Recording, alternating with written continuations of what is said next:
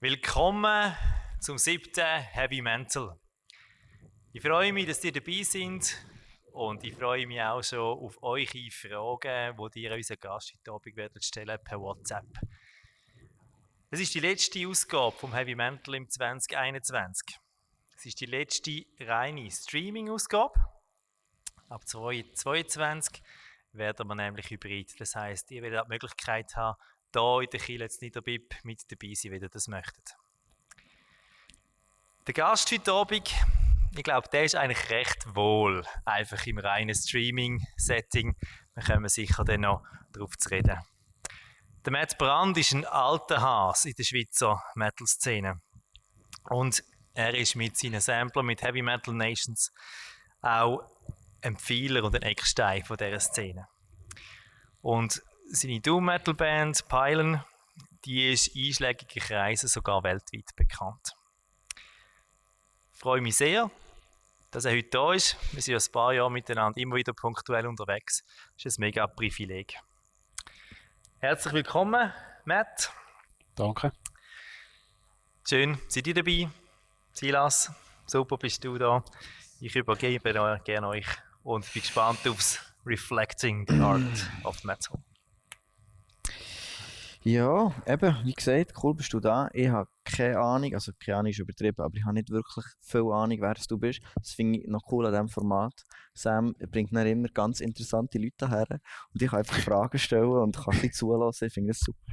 Sonst wäre es mir auch zu langweilig, wenn ich einfach nur zulassen müsste. Also, erzähl mal ein bisschen etwas zu dir. Sam hat vorhin schon angetönt, Band, ich habe mitbekommen, du hast ein Label gehabt, oder immer noch. Du hast Theologie etwas studiert. Du hast verschiedene Sachen schon erlebt und durchgemacht. Was ist das Erste in deinem Leben wichtig geworden? Was hast du das Gefühl? Wenn wir zurückgehen, so ein bisschen deine Kindheit, deine Jugend. So, was war so deine erste Leidenschaft gewesen? Magst du dich irgendwie erinnern? Meine erste Leidenschaft. Also schwierig. Ich denke, etwas, was mich geprägt hat als Kind, oder schon als Kind für mich wichtig war, ist schon Gott gewesen, grundsätzlich. Weil ich schon als Kind habe Gottes Erfahrungen gemacht, die andere Menschen nicht machen. Also begegne mich mit Gott, die teilweise abstrakt waren. Darum ist das Göttliche, so das Spirituelle, das Übernatürliche ist von Kind auf für mich ganz wichtig gewesen. Also du musst natürlich also für die Leute sagen, du bist aufgewachsen in einem christlichen Zuhause, und zwar... Ich bin in einem christlichen Umfeld eigentlich aufgewachsen, ja genau. Mein Vater ist Pfarrer. Pfarrer, genau, ja. Und dann bin ich in einem christlichen Umfeld aufgewachsen, bin aber nie so der Kirchen-Fan gewesen. Also ich habe mich... schon dann nicht? Ja, also die Kirchenwelt hat mich nie groß interessiert. Das ist für mich immer so etwas nicht so passt. Aber ich habe schon immer gemerkt, es gibt ganz klar Gott durch die Erfahrung, die ich als Kind habe erlebt. Und das ist für mich wichtig, denke ich, im ganzen Leben nachher immer gewesen, dass das Übernatürliche oder so Kulten oder einfach die Dimension, dass es mehr gibt zwischen Himmel und Erde als nur das, was wir hier wahrnehmen. Es gibt viel, viel mehr. Und das spielt sicher eine grosse Rolle bei mir in meinem Leben schon von Kind auf. So die Wahrnehmung von Sachen, die wir nicht wahrgenommen haben. Ich bin halt anders gewesen, würde ich sagen, dort. Okay.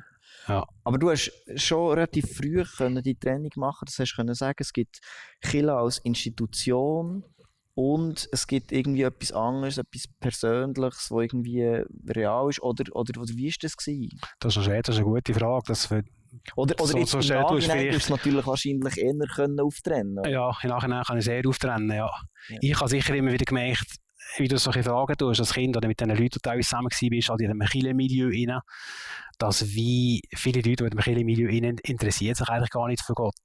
Okay. Das ist das, was mir immer so aufgefallen ist, dass ich wie einen anderen Draht hatte. Mich hat viel mehr so das Spirituelle und das Zeug interessiert. Und viele Leute, das sind einfach Kirchenleute, die gehen in die Kirche und die gehen in dieser Institution und machen da ihre Programme mit.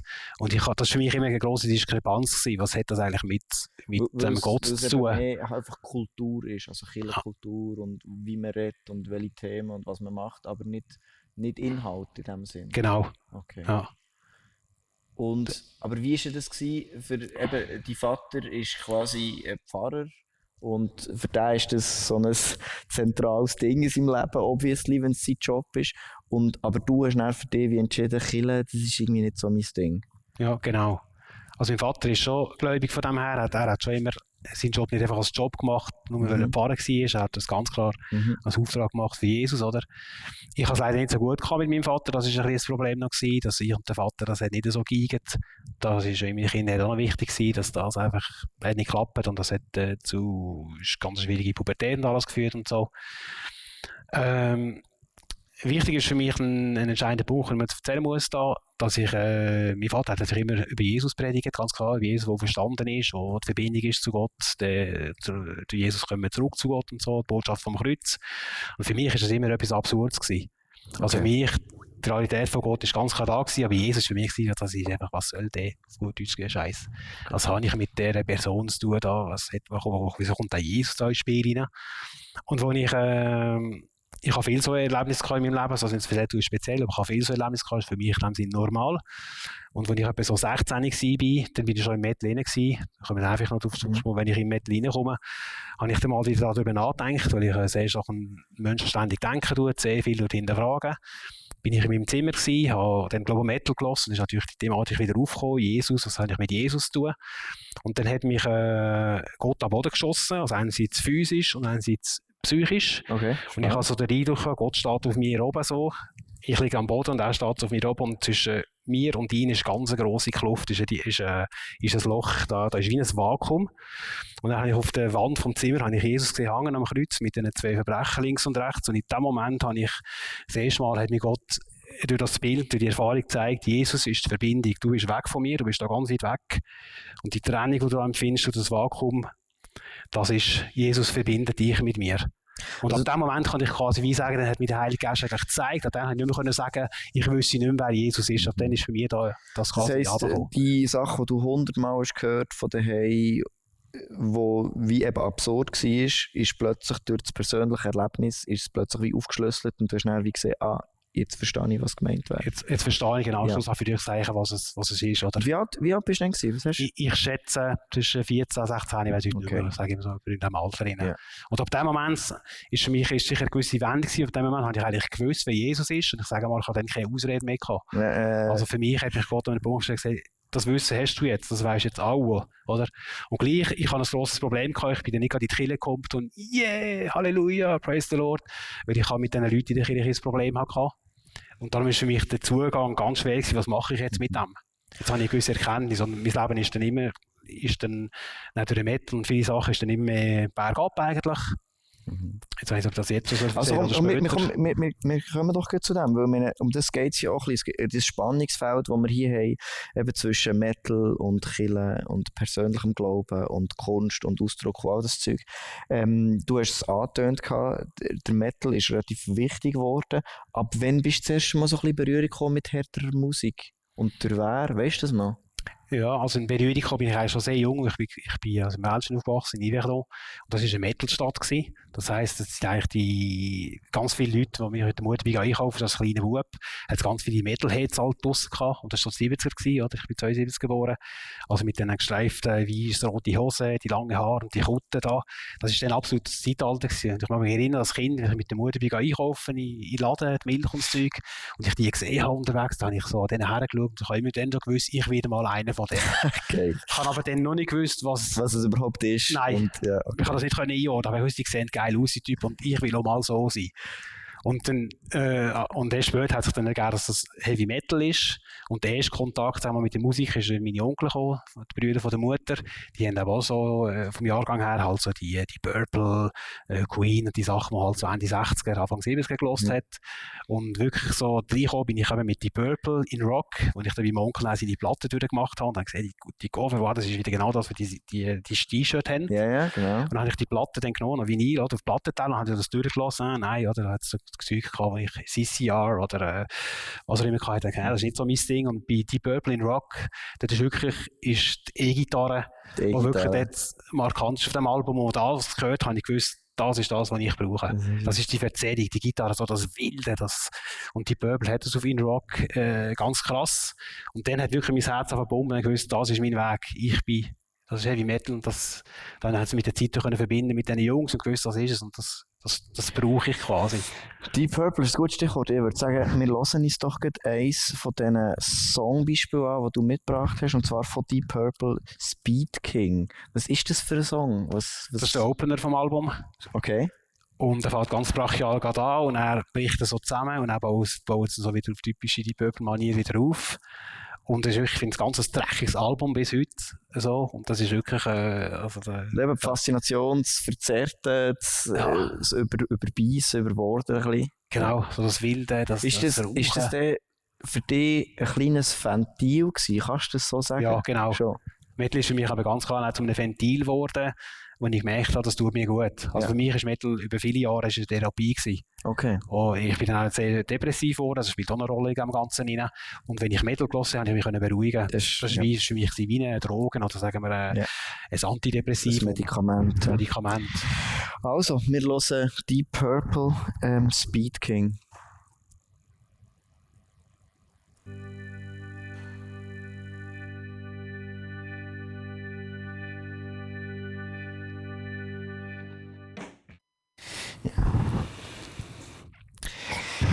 Deep Purple, hä? Ja, das ist eine wichtige Band für so das Entwickeln vom Metal so ein bisschen aus dem Rock raus. Ich finde das schon faszinierend. Gibt so ein bisschen in dieser Phase, wo so viel experimentiert wurde, dünkt es mir auch, so musikalisch.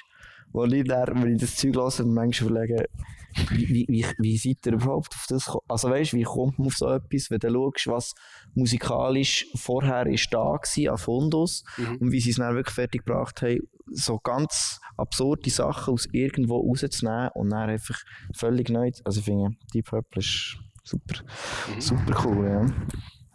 Wie bist du nachher zu noch härterer Musik gekommen? Also, da habe ich einfach versuchen. Aber es sind so Anfangs 80er gewesen, es war natürlich anders wie heute. Aber es hatte natürlich den Plattenladen gehabt, und da haben wir noch den Standard-Plattenladen gehabt bei uns in der Stadt rein, mit dem Toni, mit dem Verkäufer, und da hast du einfach all die Sachen gehabt. Jede Woche hat er alle Neuigkeiten in Vinyl an der Wand gehabt. Und dann bist du mit der Zeit, ich bin halb dort gewesen. Und mit der Zeit, die Cover sagen halt viel aus beim Metal. Ja. Das ist halt, gerade in den 80er sind die sehr aussagekräftig gewesen, und das klassischste Cover ist halt meistens so die klassischste Musik gewesen. Also das Bon Jovi Cover hat natürlich anders ausgesehen als Iron Maiden, und das Slayer Cover war mal eine andere Welt gewesen. Oh, das ist gewusst, desto krasser das Cover, desto krasser ist die Musik. Und das hat sich dann natürlich gerade in den 80er enorm gesteigert, oder? Ja. Ist das für dich, hat das für dich auch etwas mit einer bewussten Provokation zu tun gehabt? Oder hast du gesagt, nein, ich will einfach härter oder böser oder krasser? Oder weißt, hast du das wie für dich oder hast du das wie auch ein bisschen gegen aussen gebraucht? Oder? Vor allem für mich, denke ich, würde ich sagen. Grundsätzlich vor allem für mich gewesen, ja. Und weniger, ich habe nicht mehr gross mit meinen Eltern geredet zu dieser Zeit, und darum habe ich da keine grosse Berührung gehabt. Ja. So. Ja. Ein Stückchen spielt es in diesem Alter eigentlich schon eine Rolle, wenn du so 14, 15, 16 bist, dass du es natürlich willst, um dich abzusondern und so.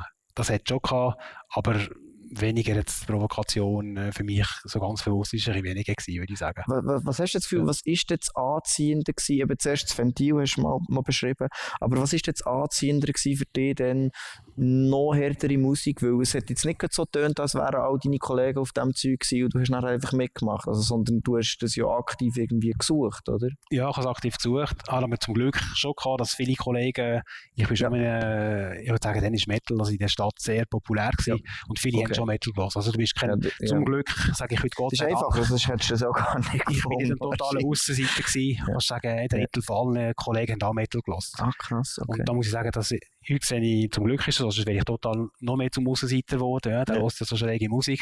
Das war nicht der Fall gewesen. Ja. Klar, mit dem Härtezeug, ich bin immer härter geworden. Man muss wissen, so Mitte 80er hat es kein Death Metal gegeben, Black Metal die Wörter hat es noch nicht gegeben, die Musik hat es nicht gegeben. Und ich bin dann wirklich mit dem Anfang von der Szene bin ich dann da reingekommen, mit den ersten Bands, die dann so im Underground mit so Tapes gekommen sind, oder? Tapes. Und das heißt, so Trader über die Welt. Das ist ganz eine andere Welt wie heute, oder? Ohne Internet. Wie kann man sich das vorstellen? Was hast du da für Geld liegen für das Ziel? Ja, ich habe mal hochgerechnet, da könntest du auch einen anständigen Ferrari kaufen dafür. Also, weil wenn du an Sachen herkommst, die halt nicht jeder automatisch bekommt, dann musst du ja schon ein bisschen Geduld und Geld investieren. Oder? Alles kann ich reinbuttern, die Musik, alles. Ja. Alles. Ich habe eine riesige Sammlung, ich kann wirklich alles reinbuttern, was ich kann. So ein Kollege, der hat müssen wo sie jetzt das Haus müssen renovieren, weil irgendwie sein Plattensammlungszimmer irgendwie statisch zu einem Problem wird. Ah, okay. Ja. Das einfach So schwer ist, völlig absurd. Ja. Ja, aber es ist halt etwas, eben wie du sagst, das Physische, man hat das Ding und dann sieht man wie auf einen Blick, das ist jetzt, ist halt schon ein bisschen etwas anderes als jetzt einfach eben irgendein digitales Ding, wo der 100'000, schon etwas anderes. Ich denke, das ist schon dann schon anders, die ganze Welt hat den Zugang dazu, mit diesen, wie sagst du, mit diesen Vinyl, die gross waren, manchmal noch Poster drin gehabt, oder farbige Vinyl, das Ganze hat sich schon so enorm so, wow, das ist schon geil, oder? Also das Ganze ist natürlich schon anders gewesen, dass du vielleicht noch mehr, ein Freak wie mich, noch mehr hast können, die Hand reinnehmen mit so Sachen, oder? Und wir kommen jetzt schnell ein bisschen vor, wir kommen dann wieder zurück, aber du hast ja dann mit Tonträger später auch nochmal zu tun gehabt, mit dem Label. Ja. Kannst du kurz also beschreiben, was ist genau, wie ist das so wie gekommen? Oder bist du eines Morgens das Gefühl gehabt, ich mache jetzt ein Label? Oder wie ist das gelaufen? Ja, das mit dem Label hat sich eigentlich so ergeben. Ich denke, als ich jung war, hatte ich vielleicht mal den Gedanken gehabt, mal ein Label zu haben. Aber eigentlich habe ich es nie wirklich wollen, ist das nie so ein Traum von mir. Das mit dem Label hat sich ergeben durch die Band, die ich dann gegründet habe, im 2002, Peilen. Und dann beim 2004 haben wir die ersten Songs gemacht, die erste CD ist im 2004 rausgekommen. Und wie tun wir die promoten? Und da sind natürlich mit Gedanken gekommen, so wie immer, wir machen einen Sampler oder wir finden einen Sampler. Und ich und der Jan, der Bassist, haben die Idee gehabt, wir machen selber einen Sampler. Und so ist das Label eigentlich entstanden aus dem heraus mit der Idee. Und es ist sehr gut angekommen. Wir haben ein enormes positives Feedback gehabt. Wir haben einen grossen Vertrieb, der mitgemacht hat. Da haben wir einen Künstler gehabt, der uns das Cover-Artwork gemacht hat. Und es hat alles einfach gestimmt. Und plötzlich sind wir da drin gewesen. Plötzlich haben wir ein Label gehabt. Der Jan und ich sind plötzlich Labelboss gewesen. Das Ganze hat sich plötzlich auch so verkauft. Das ist ja wie gelaufen. Und hey, ja, genau. Genau, und das ist auch so wie entstanden, aber eigentlich habe ich es nie wollen. Und das hat uns schlussendlich auch so ein bisschen ins Burnout reingeführt, das war viel zu viel gewesen. Wie lange habt ihr das so intensiv? Ich würde sagen 5 Jahre. 5 Jahre, aber eben, da bist du so Nächte da gewesen, gerade die E-Mail und das alles hinterdurch eben läuft, organisatorisch ist enorm. Hat der Vinyl dann noch eine Rolle gespielt? Nein, Das ist schon durch gewesen. dann ist es so durch gewesen, das ist erst vor etwa vielleicht... Jetzt kommt es wieder, ja, seit 15 Jahren ist es wieder ganz stark am kommen, aber dann, wo ich selber denke, ist Vinyl, nein, das hast du noch geschmolzen zum Erdöl wieder gewinnen, aber da hat niemand gross Vinyl wollen haben. Das ist erst später gekommen. Darum haben wir auch CD gemacht, dann sind noch CD noch gelaufen, dann ist wirklich noch CD zwar schon am Auslaufen gewesen, aber die Leute haben es doch noch gekauft. Und darum haben wir da die Heavy Metal Nation, also die Serie, die wir gemacht haben, haben wir da auch immer schön gestaltet, mit dem Cover, mit einer Linie drin, mit einem gewissen, dass so schön ausgesehen, nicht einfach so plump. Das ist schon, wir haben schon ein bisschen Geld investiert und die Künstler, die das Cover gemacht haben, alles zusammen. Und das ist eigentlich das Label, aber das ist für mich etwas, also ich bin froh, dass ich es gemacht habe. Ich habe ganz viele Kontakte gehabt damit, das ist aber schön ist. Mega viel Kontakt mit Musikern in der Schweiz, wir noch Bands zusammenbringen. Das ist schön, aber sonst der Aufwand, den man hatte, der war enorm gewesen. Und verständlich, wir haben es für Gottes Lohn gemacht, wir haben ja nichts verdient daran. So der Schweizer Markt gewesen, nehme ich mal an. Absolut. Das ist natürlich sowieso, also kannst du ja nicht machen, oder? Erstens ist es klein, der Markt, oder? Wenn man es vergleicht mit anderen Ländern und dann ist halt eben, also wenn etwas Kreatives machen, sind einfach für uns die Lebenskosten auch wieder zu hoch. Also dass das irgendwie funktioniert, Ja. ist schon noch schwierig vor. Ist noch schwierig, ja, das ist schon ein Punkt, ja. Aber wir haben uns bewusst auf die Schweizer Bands fokussieren und auf so Schweizer, sagen wir mal, Underground, weil alles gibt es eben schon. Und haben wir gesehen, wir diesen Bands helfen. Es gibt auch viele gute Bands in der Schweiz, wir haben gemerkt, enorm viel. Und denen haben wir helfen, dass sie ein bisschen zu einem breiteren Publikum kommen. Das war die Idee dahinter. Oder sind die zu euch gekommen? Also mit der Zeit sind die zu uns gekommen natürlich. Das ist, wir haben für so einen Sampler, wo wir jetzt zwischen 17 und 19 Bands pro Sampler drauf hatten, haben wir Kontakt gehabt bis mit 90 Bands pro Sampler. Ja.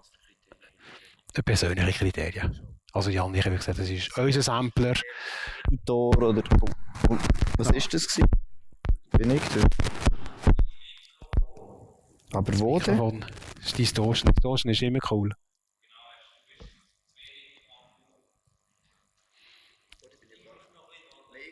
Irgendwo ist etwas nicht angemacht, richtig, habe ich das Gefühl. Das kann nicht sein, dass das da ist. Nach Hose 10 sind wir schnell mit Distortion. Sorry. Okay, geht's? Hört man mich? Das ist irgendwie... Das ist der Kabel Wacken oder etwas willst. So, ich habe ein Mikrofon essen. Ist gut, sorry. Wow, das hat Genau, ja. Das ist aber irgendwie nicht normal. Jetzt haben wir ein bisschen Distortion auf der Stimme, überschlägt es ein bisschen. Jetzt glaube ich, ist etwas nicht gut. Gewisse Zahlen fürs Gleiche, hä? In Studio und Zahlen für Distortion, ne? Extra. Das ist schon ein Special-Effekt. Du schnell mit Mute.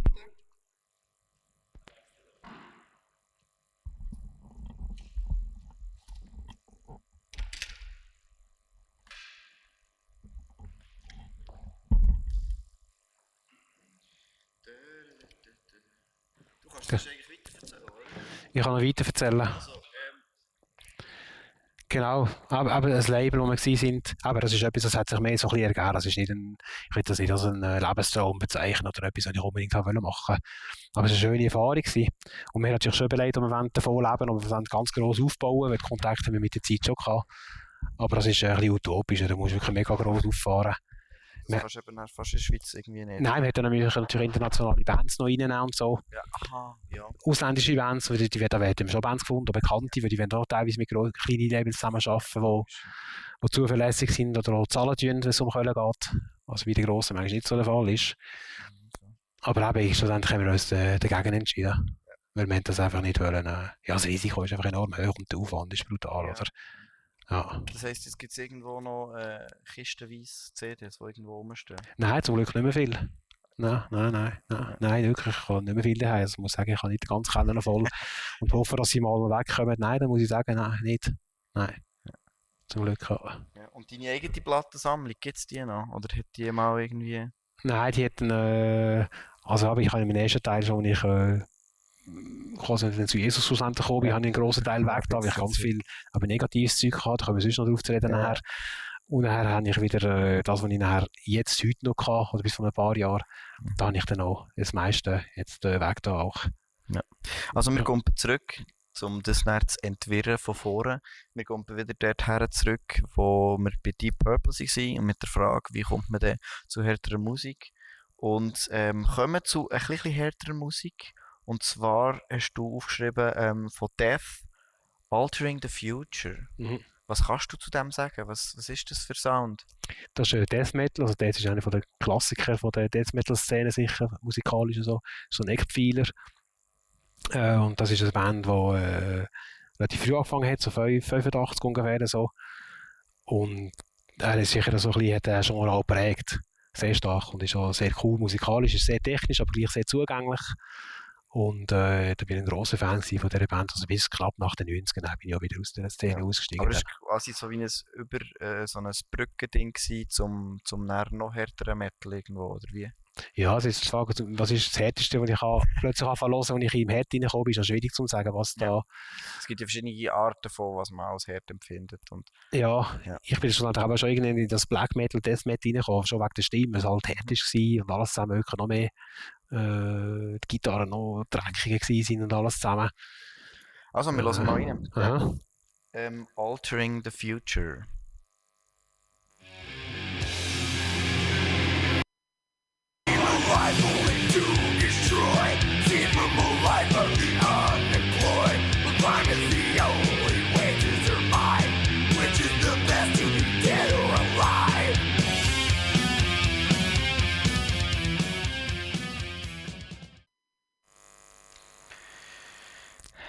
Dann ist es härter geworden.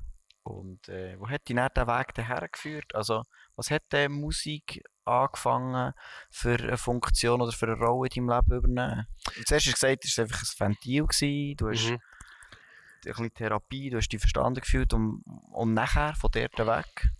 Aber von dort weg ist es nachher, irgendwie, aber habe ich immer mehr, es ist wie eine Obsession geworden, eigentlich Metal. Ich habe eigentlich den ganzen Tag nur Metal gehört, und daheim war.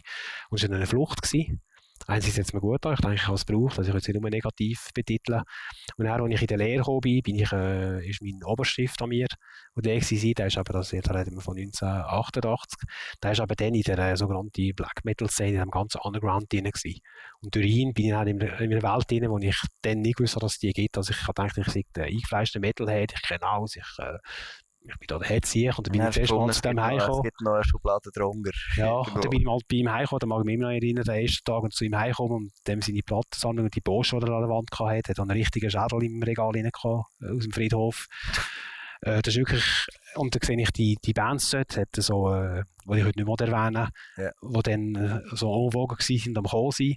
Und dann hat er so Musik gelassen, man schon das hören, und dann bin ich wirklich da gestanden, mit dem Kiefer unten, und ich habe gedacht, wow, ich habe gemeint, ich habe schon alles gehört. Ja. Und dann tut mir da die eine Platte von der einen Band, die ich wirklich habe. Ich bin so da gewesen, ich bin völlig, wirklich den Kiefer unten. Und dann bin ich nachher in der Black Metal, Grindcore, wirklich das ultra heavy. Damals muss man sich vorstellen, das ist ganz brutal, das hat es nicht gegeben. Du bist ein völliger Freak gewesen, wenn du so Musik gehört hast. Also normale Bands, so die Standard Saxon, Iron Maiden, Metallica, das hat man gekannt. Aber schon Slayer, wenn du das gehört hast, bist du schon ein Freak gewesen, oder? Dann hat die Leute dich so komisch angeschaut. Heute kann man sich das nicht mehr vorstellen. Ja, Heute logisch. hört jeder ein bisschen alles, aber dann ist es Ja. wirklich noch ein Da- Unterschied. Und wenn du meine- ein härtere gehört hast, Meine Schülerinnen, die Pop hören, haben Slayer-Shirts Genau. an, weil es Mode. das ist dann unmöglich, undenkbar gewesen, oder?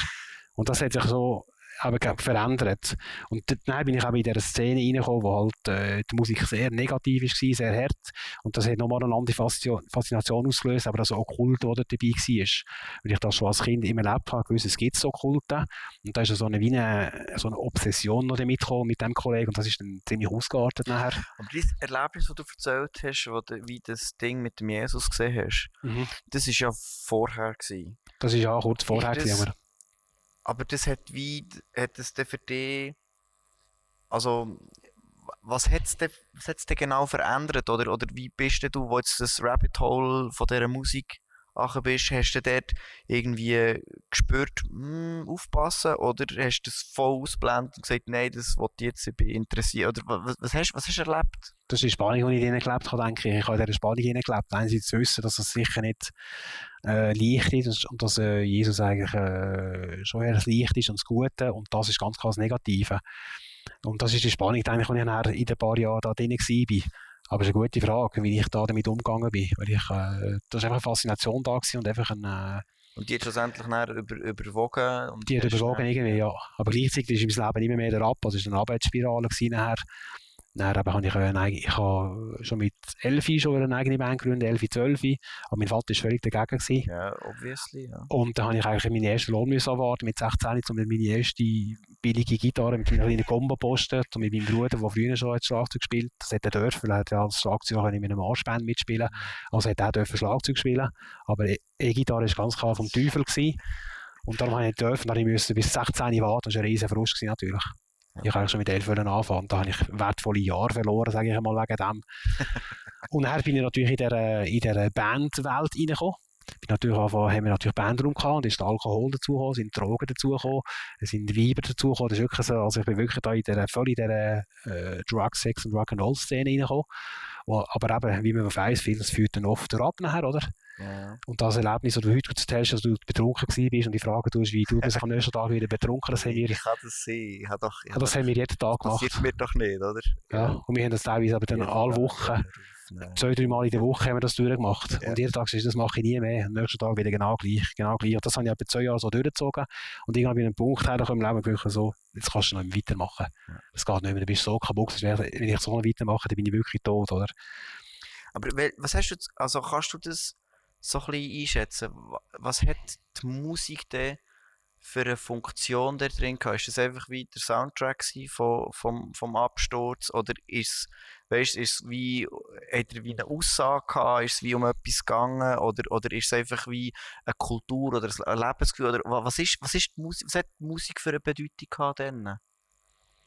Ja, für mich hat es einerseits das Musikalische sicher gehabt, also das Hören einfach, die Emotionen, die es ausgelöst hat, oder der Sound, die Gitarre, die so viel, das gibt dir etwas, füllt dich irgendwo durch. Und auf der anderen Seite war für mich schon eine Faszination, die ich im Metal gemerkt habe, weil natürlich andere Musikstile weniger hatten, dann ist natürlich das Plakative auch. Das Metal hat also das Plakativ mit all diesen Symbolen, oder die Kreuze, die Schwerter, die Schädel, das Blut, das ist eine enorme Wirkung, rein künstlich, die vom Kopf daherkommt, oder die Bands, die mit diesen Munitionsgürteln daherkommen. Genau. Sie sind schwarz angelegt mit langen Haaren, man schaut böse rein. Das spielt ganz viel mit, und für mich hat das natürlich schon fasziniert, so das Böse oder dahinter. Und das hat mich dann schon enorm fasziniert, dass ich gemerkt, vielleicht, oder da steckt mehr dahinter, da ist spirituell, da ist Okkultismus dahinter und das hat mich dann eben mit der Zeit immer mehr fasziniert. Da bin ich eigentlich, das haben wir auch mal gemerkt mit dem einen Kollegen, ich bin dann eigentlich weg von der Musik und irgendwann hat mich nur noch die okkulte Seite von der Musik interessieren. Krass, okay. Und dann habe ich auch wie gemerkt, das habe ich dann rückblickend auch gemerkt, dass ich das gar nicht haben wollen.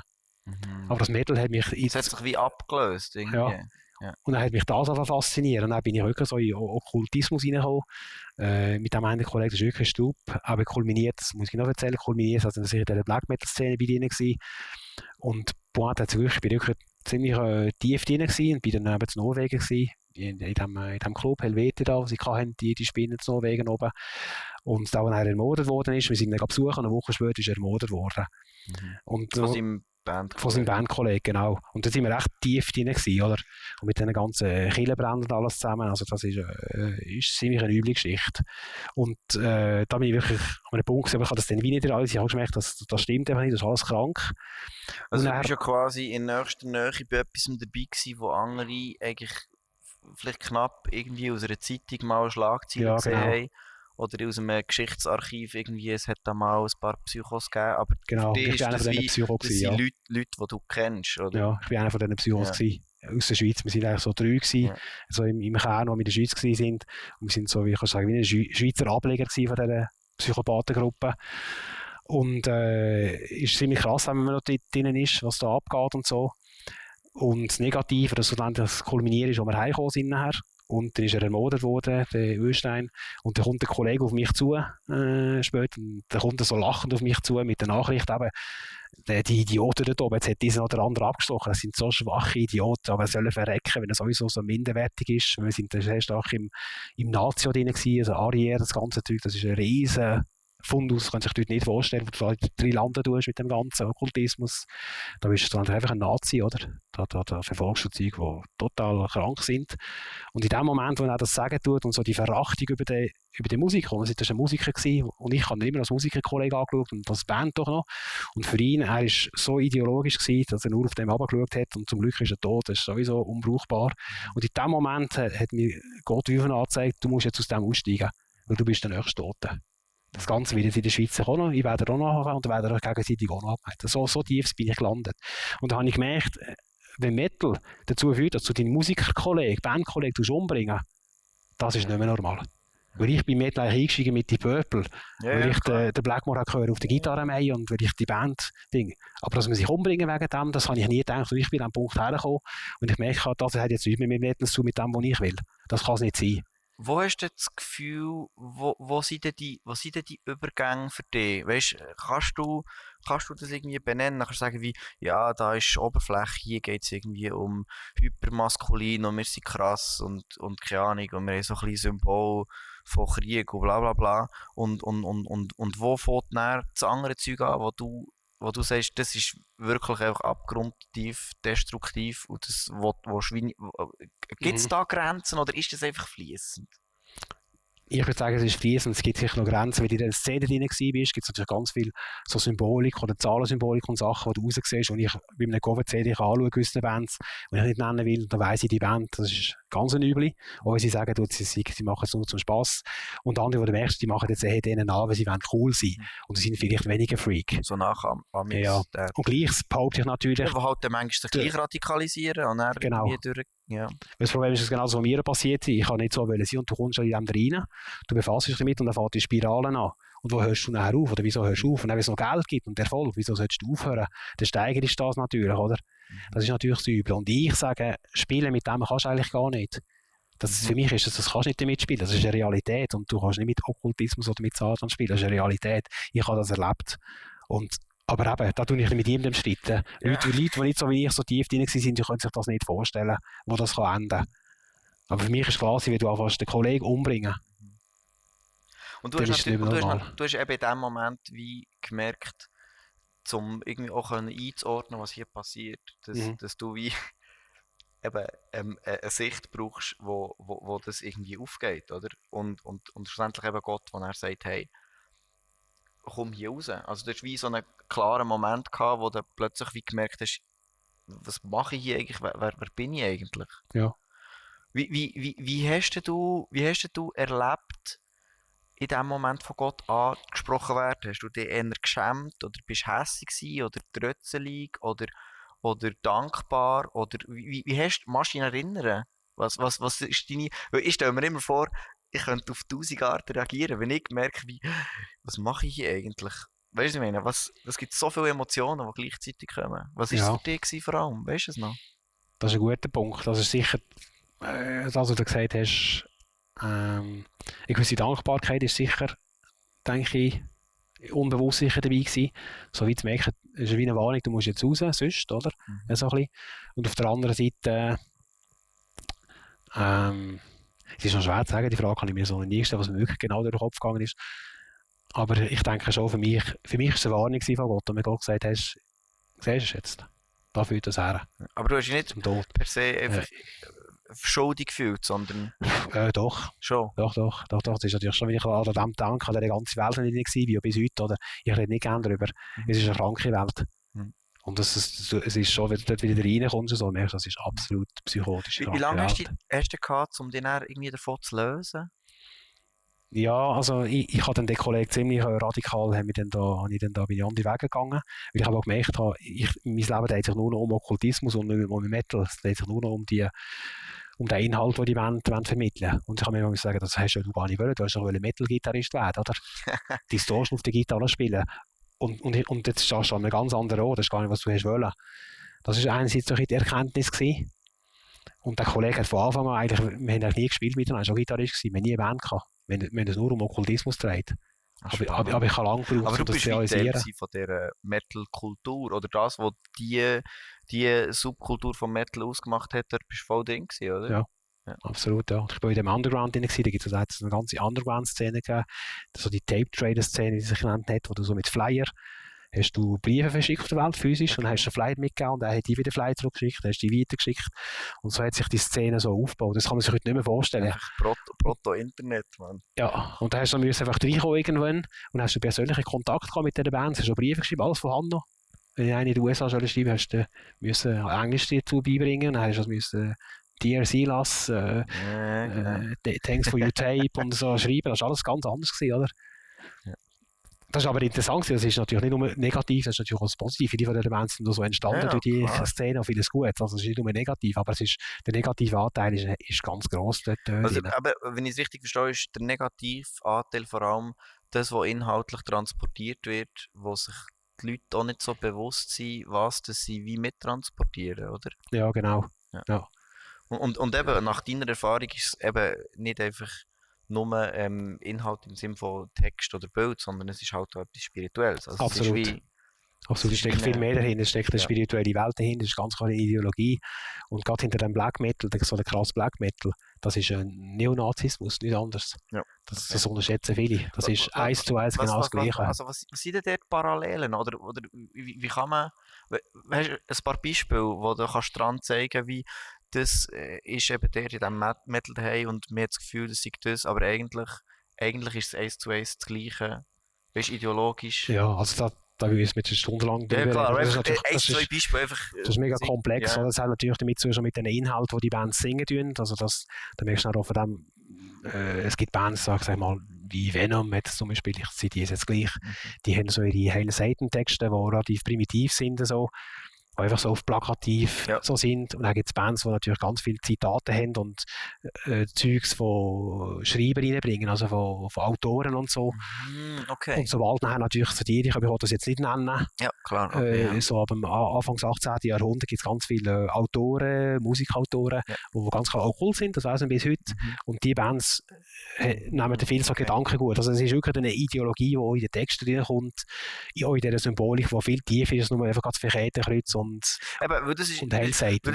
Genau, obwohl ich das alles negativ und als böse empfinden tue. Das ist ja das, was ich eben mitbekomme, oder das, wo ich von außen, wenn ich eben nicht an diesen Underground-Ding dabei bin oder in dieser Kultur, dann bekomme ich mit, ja, jetzt kommt irgendwo ein Konzert, wo in Amerika irgendwie, keine Ahnung, der Manson spielt, so, dann sind alle am Durchdrehen mit Schildli und gehen vor dran, und dann denke ich, ja, der macht einfach noch mehr Werbung für ihn, das ist einfach genau so, wie es funktioniert, oder? Es ist immer so, es ist so, wo ich dann eben es schwierig finde für mich, von außen zu sagen, ist jetzt das echt oder ist das einfach pure Show? Ist das einfach wie PR und Kalkül, weißt? Ist das so ein Schock-Ding? Oder ist wirklich etwas dahinter und so? Und eben, wenn man nicht die Leute kennt und kann nachvollziehen, hey, da ist wirklich etwas los, ist, glaube ich, für Leute wie mich auch schwierig, wie zu glauben, dass es wirklich ein Problem ist, weil ich bekomme das ja nicht. Weißt du, ich bekomme das ja nicht mit. Ja. Weißt du, das, was du erzählst, was du erlebst in Norwegen, ich habe das mal in einem uralten Zeitungsartikel gesehen. Und mein Gedanke ist, ja, das ist einfach ein Psycho gewesen, oder? Aber dann zu checken, ja, Moment, stopp, das ist ja eine ganze Kultur. Und das sind ja x Menschen und die sind irgendwie miteinander verhängt. Und das ist etwas, was irgendwie dort entstanden und gelebt. Das ist schwierig, weißt du, weil es eben so underground ist. Aber vielleicht hat es genau wegen dem die Macht, oder? Weil es ist so verborgen, es ist so geheim. Und du kommst dort rein, aber dann kannst du es wie mit nie, weil du bist ja dann nur noch dort. Und wie viel hast du Kontakt dann mit normalen Leuten gehabt, wo du in diesen Kreisen bist unterwegs gewesen? Mit normalen Leuten. Schwierig zu fragen. Ich denke, einfach so wie mit Leuten, die nicht in dem... Ich denke, zu dieser Zeit hat es schon ein paar andere gegeben, die nebenbei noch normal, klassisch das Ganze nicht cool gefunden haben. Wie gesagt, wir sind 3 so in diesem Kern-Team dabei gewesen und die anderen sind quasi normale Metalheads gewesen und die sind sich nicht bewusst, was da noch abgeht. Nein, oder die haben das belächelt, oder hast du wie gemerkt. Wir haben das halt schon, das ist so ein der Gedanke, aber ideologische Grund, du schon auch so wie, du bist überheblich und du siehst dich als, ja, aber du hast ja höher. Spezielle Erkenntnis. Genau, und du schaust nur auf denen ab und das sind halt, wir haben so gelacht darüber, das sind die nur Bier trinken und so, und das sind die Pennen, tun euch nur betrinken, wir sind schon weiter als ihr. Du bist in so einem Gedanken gut drin, oder? Es ist aber so sehr stark. Und das ist dann schlussendlich eben auch fast wie eine Form von Religion. Absolut, es ist Rassismus, es ist Religion, es ist völlig krank. Total. Und eben transportiert über eine Musik und dann ist man dort wegen der Musik und dann plötzlich ladet man sich da irgendwie Gedanken. Plötzlich bist du ein Nazi und fragst dich, wieso? Eigentlich bist du an einem Metal-Konzert gekommen. Wie hast du denn für dich, eben, du hast gesagt, du hast Kontakt so ein bisschen abgebrochen. Wie bist du dann deine eigenen Gedanken, also weißt, wann hast du gemerkt, wie du bist beeinflusst worden und wie hast du das können ablegen? Das stellen wir noch fast schwieriger vor. Ich meine, dann zu merken, das ist ein ungesunder Umgang mit diesen Leuten, die du nicht mit denen so hast, ja eins.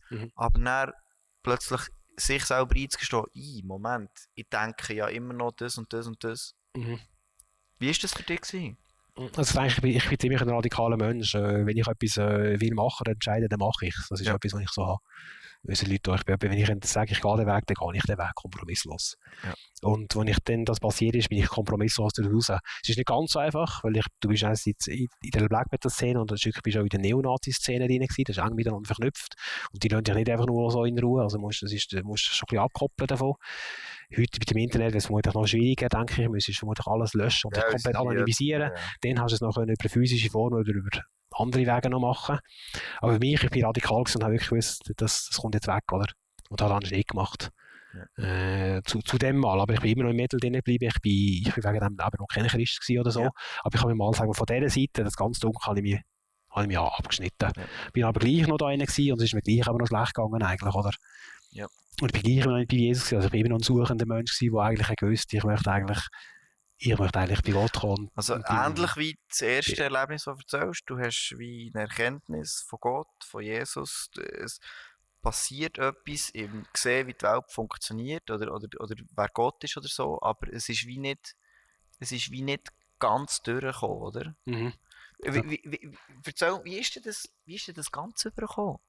Hat es den Moment gegeben, wo du sagen, jetzt ist irgendwie oder bist du noch an diesem Moment dran oder wie läuft das? Wie erlebst du das? Klar ist aber der Moment gekommen, in dem Ganzen rein, bin ich, es hat ein Gedanke, mich die ganze Zeit begleitet in dieser Zeit über, wo ich schon, ich weiß nicht, wie ich das erste Mal daran gedacht habe, ich bin depressiver geworden und ich habe ganz starke Todessehnsucht gehabt. Das heisst, ich habe eigentlich nur noch sterben. Schon mit 10 oder so ist mich gar sicher. Schon vorher? Ja, ja. Da bist du natürlich ist bei mir schon. Willkommen in dieser Szene, wenn du noch Lieder drüber singst, oder? Das ist aber wirklich so. Ich habe mich das Leben auch. Und ich habe dann zig Versuche gemacht und so. Und schlussendlich ist es dazu gekommen, dass ich, als ich 23 war, habe ich gewusst, ich kann so nicht weitermachen. Mein Leben kann so nicht weitergehen. Und dann habe ich mich auch das Leben nehmen und dann ist mir Jesus erschienen. Mhm. Ja. Und das ist eigentlich dann der Wendepunkt, wo mir Jesus wirklich physisch erschienen ist in dieser Welt hinein. Als das Licht. Und in dem Moment habe ich gewusst, bin ich wirklich Jesus dann begegnet und dann habe ich gewusst, das ist jetzt mein Weg und das ist wirklich dann der Schnitt und da habe ich gebraucht, radikal. Ich will heute sonst nicht mehr da, ich hätte mein Leben genommen. Also es hat wie mehrere, also du hast wie Gott auf verschiedene Arten erlebt, eben einerseits als hier bin ich, andererseits als hey, pass auf, als Warnung, oder? Aber dann schlussendlich gerettet, oder wie soll ich sagen, worden ist dann später erst gekommen. Oder was jetzt erzählst, oder? Ja, mit 23 ist Mit dann das 23 ist dann das gekommen, ja, genau. Wo dann wirklich die Wende gekommen ist und ich durch das Erlebnis wirklich gemerkt habe, das ist das, was ich brauche. Und Jesus ist mir als das Licht erschienen, ganz klar das Licht. Ja. Wie viele Leute, die Jesus erscheinen tut, ist eigentlich immer das Gleiche. Er erscheint in einem unbeschreibbaren Licht drin, es ist eine unheimliche Ruhe, Frieden. Und da ist etwas in mir reingekommen, wirklich in meinem Körper rein, wo mich da das Vakuum gefüllt hat. Das hat mich etwas erfüllt.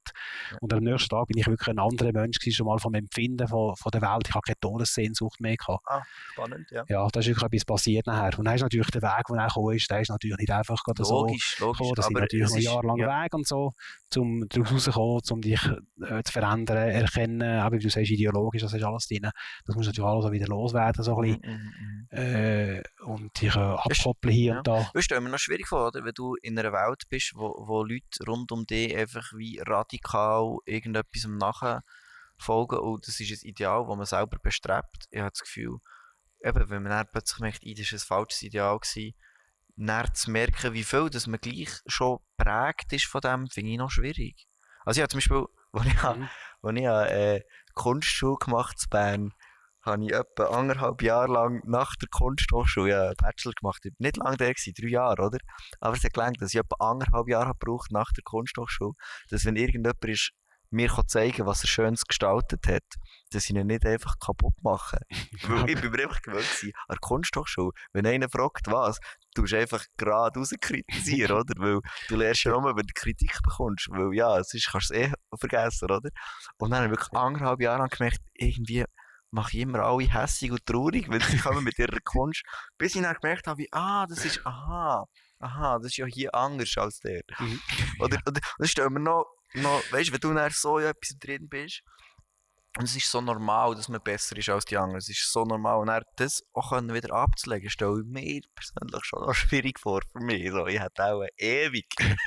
das braucht einen Prozess, den du durchgehen musst. Ja, das ist klar. Du gehst natürlich den Weg nachher, nach diesem Navi, du musst du erkennen zuerst einmal und. Ja. Und kennenlernen, wenn er Jesus ist und Gott ist, natürlich, das ist auch wichtig. Du hast mitgebracht ein Stück auch von Savior Machine. Carnival of Souls. Was ist das für ein Song? Carnival of Souls ist der erste Song von ihrem ersten Album von Savior Machine. Das ist eine von meinen Top 3 of All Time, sicher das Album da von ihnen. Das ist, glaube ich, im 90 rausgekommen. Und das finde ich ganz genial eigentlich bis heute. Das ist so ein bisschen, es ist für mich zwar auch ein bisschen negativ beladen, weil ich in einer Zeit gelost habe, rausgekommen ist, wo ich mich nicht so wohl gefühlt habe. Darum ist es für mich immer noch es ist ja emotionell. Brutal, wie man Erlebnisse an Musik koppeln und es dann fast nicht mehr trennen kann. Genau. Ja. Es gibt auch viele Sachen, die ich nicht mehr höre, aus dem Grund. Ja. Weil ich kann einen Song hören und der erinnert mich genau an dem Tag, an dieser Stunde, an dem Ereignis. Und darum muss ich mit der Zeit halt gewisses das ist bitter, wirklich kippen. Ich habe mit den Jahren, wenn es wie in den 50, oder? Ja. Mit der Zeit, jetzt zum Beispiel zu Deep Purple, das lasse ich heute sehr sachlich. Ich lasse den Back ins Riff, das ist cool, dann macht er den Tonartwechsel, dann macht er das, dann tut er das 3-mal wiederholen. Heute schaue ich es viel mehr so sachlich als Gitarrist, oder das haben sie 4-mal gespielt, dann kommt 2-mal der Refrain. Und früher war es Emotionen gewesen, absolut. Yeah. Absolut. Und heute höre ich Musik viel mehr sachlich und mit Takt und genau, und dann wieder sonst das 3-mal. Ja. Zum Glück ist das so. Ja. Und darum ist heute die Obsession nicht mehr so bei mir mit der Musik. Ja. Also, wir hören von Savior Machine Carnival of Souls.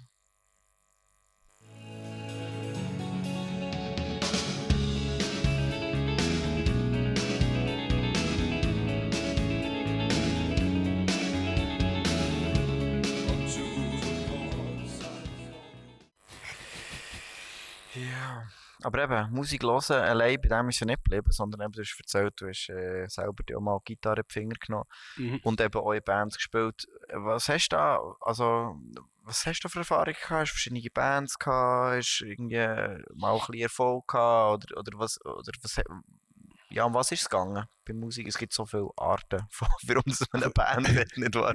Das ist ja so. Also ich denke, als ich jung war, ich denke so mit 10, mit 12 etwa so, habe ich wirklich wollen, Profimusiker werden, das war eine Vorstellung. Ich bin dann so Gitarrist singen, so wie einfach so ein Bob Dylan oder so, vielleicht im Metal rein. Und nachher, glaube ich, als ich erst mit 16 Jahren angefangen habe, bin ich halt auch schon ein bisschen älter gewesen und das war vielleicht schon anders gewesen. Dazu kommt, ich bin nicht so ein super Gitarrist. Da kommt auch noch dazu, dass ich halt nicht zu dem Gitarrist geworden bin, zum Steve Vai Nummer 2 oder zum Joe Satriani Nummer 2, leider. Ja. Und ich bin nicht wirklich so ein guter Gitarrist. Und das hat mich natürlich auch ein Stückchen reduziert in der Musik, die ich mache. Dass ich halt die Ansprüche, die ich gestellt habe, der Musik, die ich haben wollte, habe ich nie erreicht. Und das spielt natürlich auch eine Rolle. Aber dann habe ich mit 16 Jahren angefangen Bands zu haben, verschiedene Bands und hier und dort auch Konzerte gespielt, wie das halt ist, so, wenn man jung ist und so, das Zeug. Und das habe ich alles so ein bisschen durchgemacht, aber gleich mal gemerkt, ich bin nicht so der Live-Typ, ich spiele einfach nicht gerne auf einer Bühne. Das habe ich auch, genau, das habe ich auch dazu gekommen. Ich bin dort ganz anders, zwar viele Leute wieder bei Peilen, bei meiner Band, die macht keine Konzerte. Auch wenn ich jetzt eine Million Alben verkaufe. Konzert live hören, machst du schon? Oder hast du Alben so? Die Bands schauen? Ja. Ich bin aber noch kein grosser Fan. Du bist schon eher eben das Album. Hast du gedacht, wie du eben auch erzählt hast? Ja. Das ist schon... ich bin halt jemand, wie du sagst, ich tue die Musik sehr genau nehmen. Und wenn ich eine Band live sehe und ich kenne CD, wenn ich eine CD-Maschine habe ich nie live gesehen, möchte ich nicht. Ja, wie so Menschen, da ist dann so der Vergleich im Kopf. Ja. Und wenn sie das Lied nicht so bringen, wie ich es höre im Kopf, wenn und Solo anders gespielt wird, ist der Matt gar nicht zufrieden. Und darum habe ich viele von meinen Lieblingsbands bin ich bewusst nie live schauen, weil ich habe ein paar erlebt, wo ich wirklich sagen, ich habe nicht mehr gewusst, dass die Band auf der Bühne die gleiche auf der CD. Solche Sachen. Wenn ich sage, dass ich wollte wieder Geld ausgeben und wollte ich so etwas schauen. Ja. Und da habe ich auch dann schon festgestellt, we'll fix it in the mix, oder? Also, so eigentlich das Album wird im Studio gemacht und die Band könnte das eigentlich gar nicht. Ja. Das wird alles manipuliert so in der Musik rein. Ja. Und dann gibt es natürlich andere Bands, die siehst live und die spielen sich 1:1 wie auf der CD. Da wird jeder Feedback ist genau gleich und dann merkst du, oh fuck, doch, das gibt es, also wirklich Bands, die gut sind.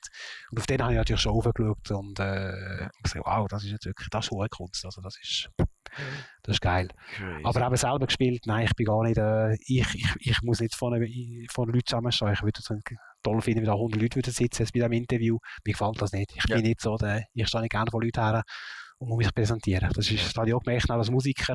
Ich will gar nicht als Gitarrist so werden, weil das ist eigentlich gar nicht meine Art. Ich bin zu introvertiert. Aber hast du nicht irgendwie, also hast du irgendwie eine Möglichkeit gefunden mit einer Band, eben Zeug zu machen, wo dann halt mehr Studio ist und weniger live? Ja, das ist eigentlich meine Band, die das auch so geworden ist. Ja. Dann ist Peilen eigentlich viel mehr Studioband. Wir haben mit Peilen, also ich habe 8 Alben gemacht und ich habe 6 Konzerte gegeben. Also kannst du ungefähr das Verhältnis anschauen. Das ist noch eine Quote. Über 20 Jahre ungefähr. Und da siehst du ungefähr so ein bisschen meine Leidenschaft. Und andere, die würden jetzt 300 Konzerte geben und 2 Songs die Demo veröffentlichen. Und für mich ist klar, ich will CDs machen. Ich bin ein Studiomensch, ich habe da rein Songs. Die Songs die müssen raus auf einen Tonträger, dass ich sie hören kann. Für mich, ich mache meine Musik zuerst für mich. Ich bin mein grösster Fan, sage ich immer. Und wenn andere Leute noch mithören tun, dann habe ich auch Freude. Aber mir geht es darum. Ich kann es sehr gut nachvollziehen. Also beim Metal, also bei Liquid Rain oder beim Ryan oder so, ich finde einfach, das Aufnehmen ist einfach immer das Beste. Ja. Einfach dann hören und dann zum 300. Mal gemischt und dann hörst du mit den Ecken, das könnte Mono und so, und dann bist du am Basteln und dann hörst du einfach, es klingt so cool, das haben wir gemacht, das ist doch krank, das geht doch gar nicht. Ja. Finde ich irgendwie super. Und dann live ist so ein bisschen, das ist dann einfach immer Materialschlacht und Mischer und hörst du zu wenig gut und verpasst deine Einsätze und es ist irgendwie, ich kann dich 100% nachvollziehen. Es ist eine andere Welt. Und es ist wirklich eben ganz eine andere Welt, weil es auf so viele minimste Sachen drauf ankommt, die live schon mal völlig untergehen, oder? Ja. Ich habe das auch immer so frustrierend gefunden, weißt, wenn du in Bands spielst, wo irgendwie 2 Gitarristen hast und dann bist du einfach live. Je nachdem, wer am Mischpult hockst, kannst du einfach dran, du musst nicht einstecken, weil das hörst du jetzt nicht, oder? Weil es ist einfach irgendwie... Genau. Das ist wieder und auf dem Album ist dann wie, er könnte noch ein bisschen lauter, er könnte noch ein bisschen mehr. Geil, genau die Nuance, ja. Das ist so, ist ganz eine andere Welt. Und eben, Das heisst, mit dieser Band, die die 8 Alben gemacht hast, das ist mit Peilen. ja, genau. Wie ist es zu dieser gekommen? Oder du hast eben immer eine Band haben Ja. und irgendwann hast du mal die Leute zusammengefunden. Genau, das war auch so eine Geschichte gewesen. Ich hatte ja schon mit Peilen, ich sage immer, ich hätte schon mit 15 wollen gründen, die Band. Und dann hatte ich die von 15 bis 30 gehabt. Und schlussendlich habe ich dann mit 30 angefangen mit dieser Band. Und der Grund ist, ich habe nie Leute gefunden, die wirklich mitmachen wollten. Die Leute haben die meisten Musiker, die du kennst, egal wie gut sie sind, die meisten die nur schnurren. Die haben eine grosse Schnurren, aber es darum geht, dann wirklich etwas zu machen, Nägel mit Köpfen. Da kannst du die meisten Musiker nicht brauchen. Okay. Und das hat mich wahnsinnig frustriert in meine ganze Karriere. Und irgendwann musste ich sagen, schau, wenn du die Musiker nicht findest oder so, dann mach es selber. Mach selber. Wenn du einen Mischer nicht findest oder deinen Sound machen, dann produziere selber. Mach dir den Sound, wie du ihn willst, selber. Ich habe keinen Sänger gefunden, gehst in Gesangsunterricht. Ich bin kein guter Sänger, aber ich habe gleich selber angefangen zu singen. Und habe gemerkt, der Sänger, den ich gesucht habe, all die Jahre, die 20 Jahre, der ist schon da. Ja, der ist eigentlich da. Ja. Der ist eigentlich da. Und ich bin immer suchen nach dem Sänger. Und das ist eigentlich Kinderpeilen dahinter gewesen, wirklich das mal können zu machen, können auszuleben. Und ich bin dann relativ radikal gewesen, da könnten meine Bandkollegen erzählen, also wenn jemand nicht mehr mitspuren habe ich dann den einen oder anderen schon aus der Band rausgekickt und es war nur schön gewesen. Ich kann es nicht wollen, aber ich habe einfach gesagt, das ist meine Vision. Ich mache jetzt das, weil du nicht steil sein willst, tut mir leid, aber du darfst gehen. Dort habe ich irgendwie gemerkt, ich sagen, ich mache nicht noch 15 Jahre das Gleiche mit, was ich schon 15 Jahre lang gemacht habe, sondern ich ziehe jetzt mein Ding Hast du durch. das Gefühl gehabt, dass irgendwie das musst du aufholen, was du jetzt verpasst Ja. hast? Ein bisschen? Schon. Absolut. Ja. Ja, absolut. Und ich habe die gehabt, Gott hat mir dort plötzlich wieder, das ist plötzlich wie gelungen, das ist wie geklappt. Dass Gott dort wie ein Zeitfenster auf da hat, er gesagt, jetzt kannst du das machen. Und heute, am heutigen Punkt, wenn ich heute schaue, hat Gott das Fenster wieder zugemacht. Er hat gesagt, jetzt hast du deine Band gehabt. Jetzt hast du das gehabt. Jetzt wollte ich den Vorwurf rüberhören, du hast deine Band gehabt, du hast deine Alben gemacht, deine Musik. Es hat sogar Leute ganz auf der Welt, einige tausend Leute, die dich hören. Jetzt wollte ich nicht mehr hören, jetzt ist der Lebensabschnitt da. Du darfst schon noch Musik machen, aber die Obsession, die will ich wie nicht mehr haben, das hat mir Gott gezeigt. Aber ich bin vor 4 Jahren getrennt worden, geschieden worden. Dann ist meine Ehe in Bruch gegangen. Und dann musste ich wieder einen neuen Anfang machen und gemerkt, was ist die Priorität in meinem Leben, um was geht es. Und ich musste wieder zurückfinden zu Jesus und musste sagen, Jesus ist schon meine Priorität. Ich möchte wegen Jesus leben und nicht wegen Musik, wegen Erfolg, wegen Tönen, wegen Distortion. Das ist eigentlich alles vergänglich und dämlich, wenn man es so überlegt. Vor allem, wenn man es so verbissen verfolgen tut, vielleicht wie ich, dann wird es irgendwann nicht mehr so gesund. Wir reden dann gerade über das Verbissene, aber ich möchte ganz kurz noch einen Song hören von dieser Band. Und zwar hast du einen mitgebracht, jetzt bin ich nicht mehr ganz sicher welchen, aber Somewhere in Nowhere Ja, genau. von Peilen. Was ist das für ein Song? Also da musst du jetzt wirklich etwas wissen, sonst wäre es irgendwie nicht gut. Ja, also ich habe vorher nicht gesehen, das ist noch speziell, weil der Song ist eigentlich ein Cover, das hat der Samuel ausgewählt, aber der Song ist eigentlich ein Cover von Candlemas, von Leif Erling, also von seiner Vorband, von Nemesis. Und das ist jetzt keine eigene Komposition. Ich habe auf fast jedem Album halt wieder mal einen Cover drauf. Das habe ich auch immer so ein bisschen tribute-mässig gemacht, weil ich okay. So ein bisschen, welche Leute die auch beeinflusst haben und genau. Und so, ja. Und teilweise eine ein bisschen umarrangierte Version, der ist jetzt ziemlich Tribute 1:1 wie das Original, tönt fast genau gleich. Okay. Ja. Aber jetzt von der Produktion und vom Stil her, das ist jetzt genau meine Musik. Ich bin ein grosser Doom-Fan. Ich habe gerne so ein bisschen, viele Leute haben meine Produktionen nicht gerne. Entweder haben sie gerne oder gar nicht, weil ich produziere so sehr. Geschmack und Stil. Genau. Ich habe gerne Killenhall, ich habe gerne 4-Sekunden-Hall drauf, so Keller-Tapes. Also ich habe gerne so die Mischung zwischen Rehearsal und Studioproduktion. Das ist so die Altproduktion. Ich habe so modernes Zeug, überproduziertes Zeug, habe ich gar nicht gerne. Ich bin gar kein Fan von Rammstein zum Beispiel. Das alles übertriggert ist und überkomprimiert. Die moderne Musik in den letzten 20 Jahren, das kann ich. Das weiss jeder, der mich kennt. Das ist für mich nicht mehr, das hat keine Emotionen mehr, das hat keine Dynamik. Das geht nur noch darum, fett zu sein. Aber für mich muss Metal nicht fett sein, es muss eine E-Gitarre dabei haben, und es muss wie die Bird, das muss machen. Ja. Das muss es machen. Und ob es in einem Keller-Sound ist oder in einem Stadion-Rock-Sound, Hauptsache die Verzerrung tut. Und wenn es riesig ist, dann tust du einfach den Botti auf. Also das haben die Brüder schon gesagt. Du kannst aber nicht mehr, wenn es überkomprimiert ist, kannst du nicht mehr aufdrehen. Das ist einfach schon wie... Weißt du, heute eine CD von 85 in CD-Player hast, musst du von 10 musst du auf 7 aufgehen, das anständig tönt. Und eine moderne Band kannst du auf 1,5 lassen. Yeah. Das finde ich krank. Weil wenn es Leute möchten, dann gehst du einfach weiter rauf.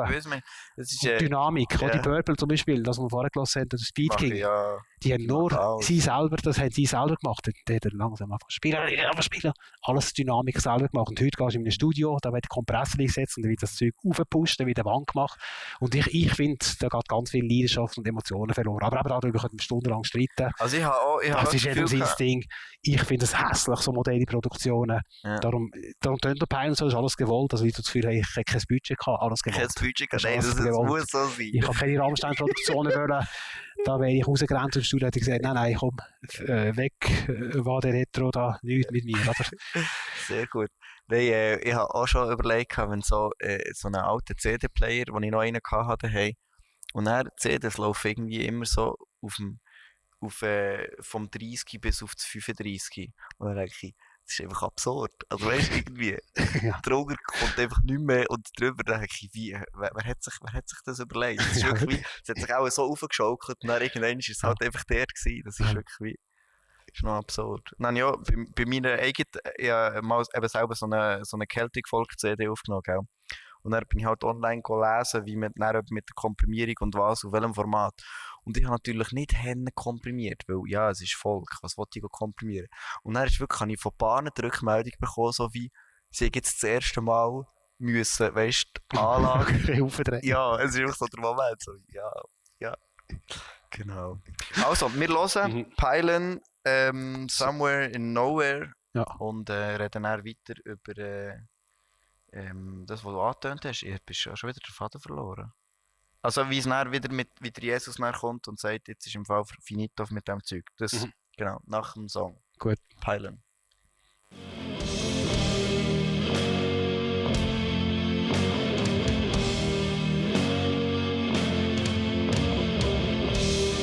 Here I am, somewhere in nowhere, a different universe.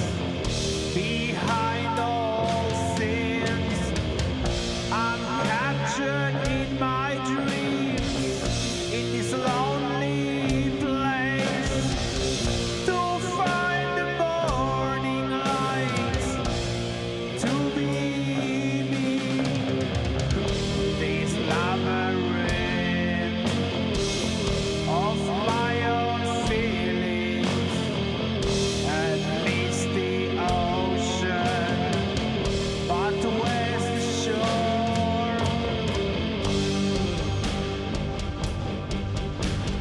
lost in time and lost in space. Will I ever find the human race? Wish that easy, just a dream, but everything's so real. What can I do?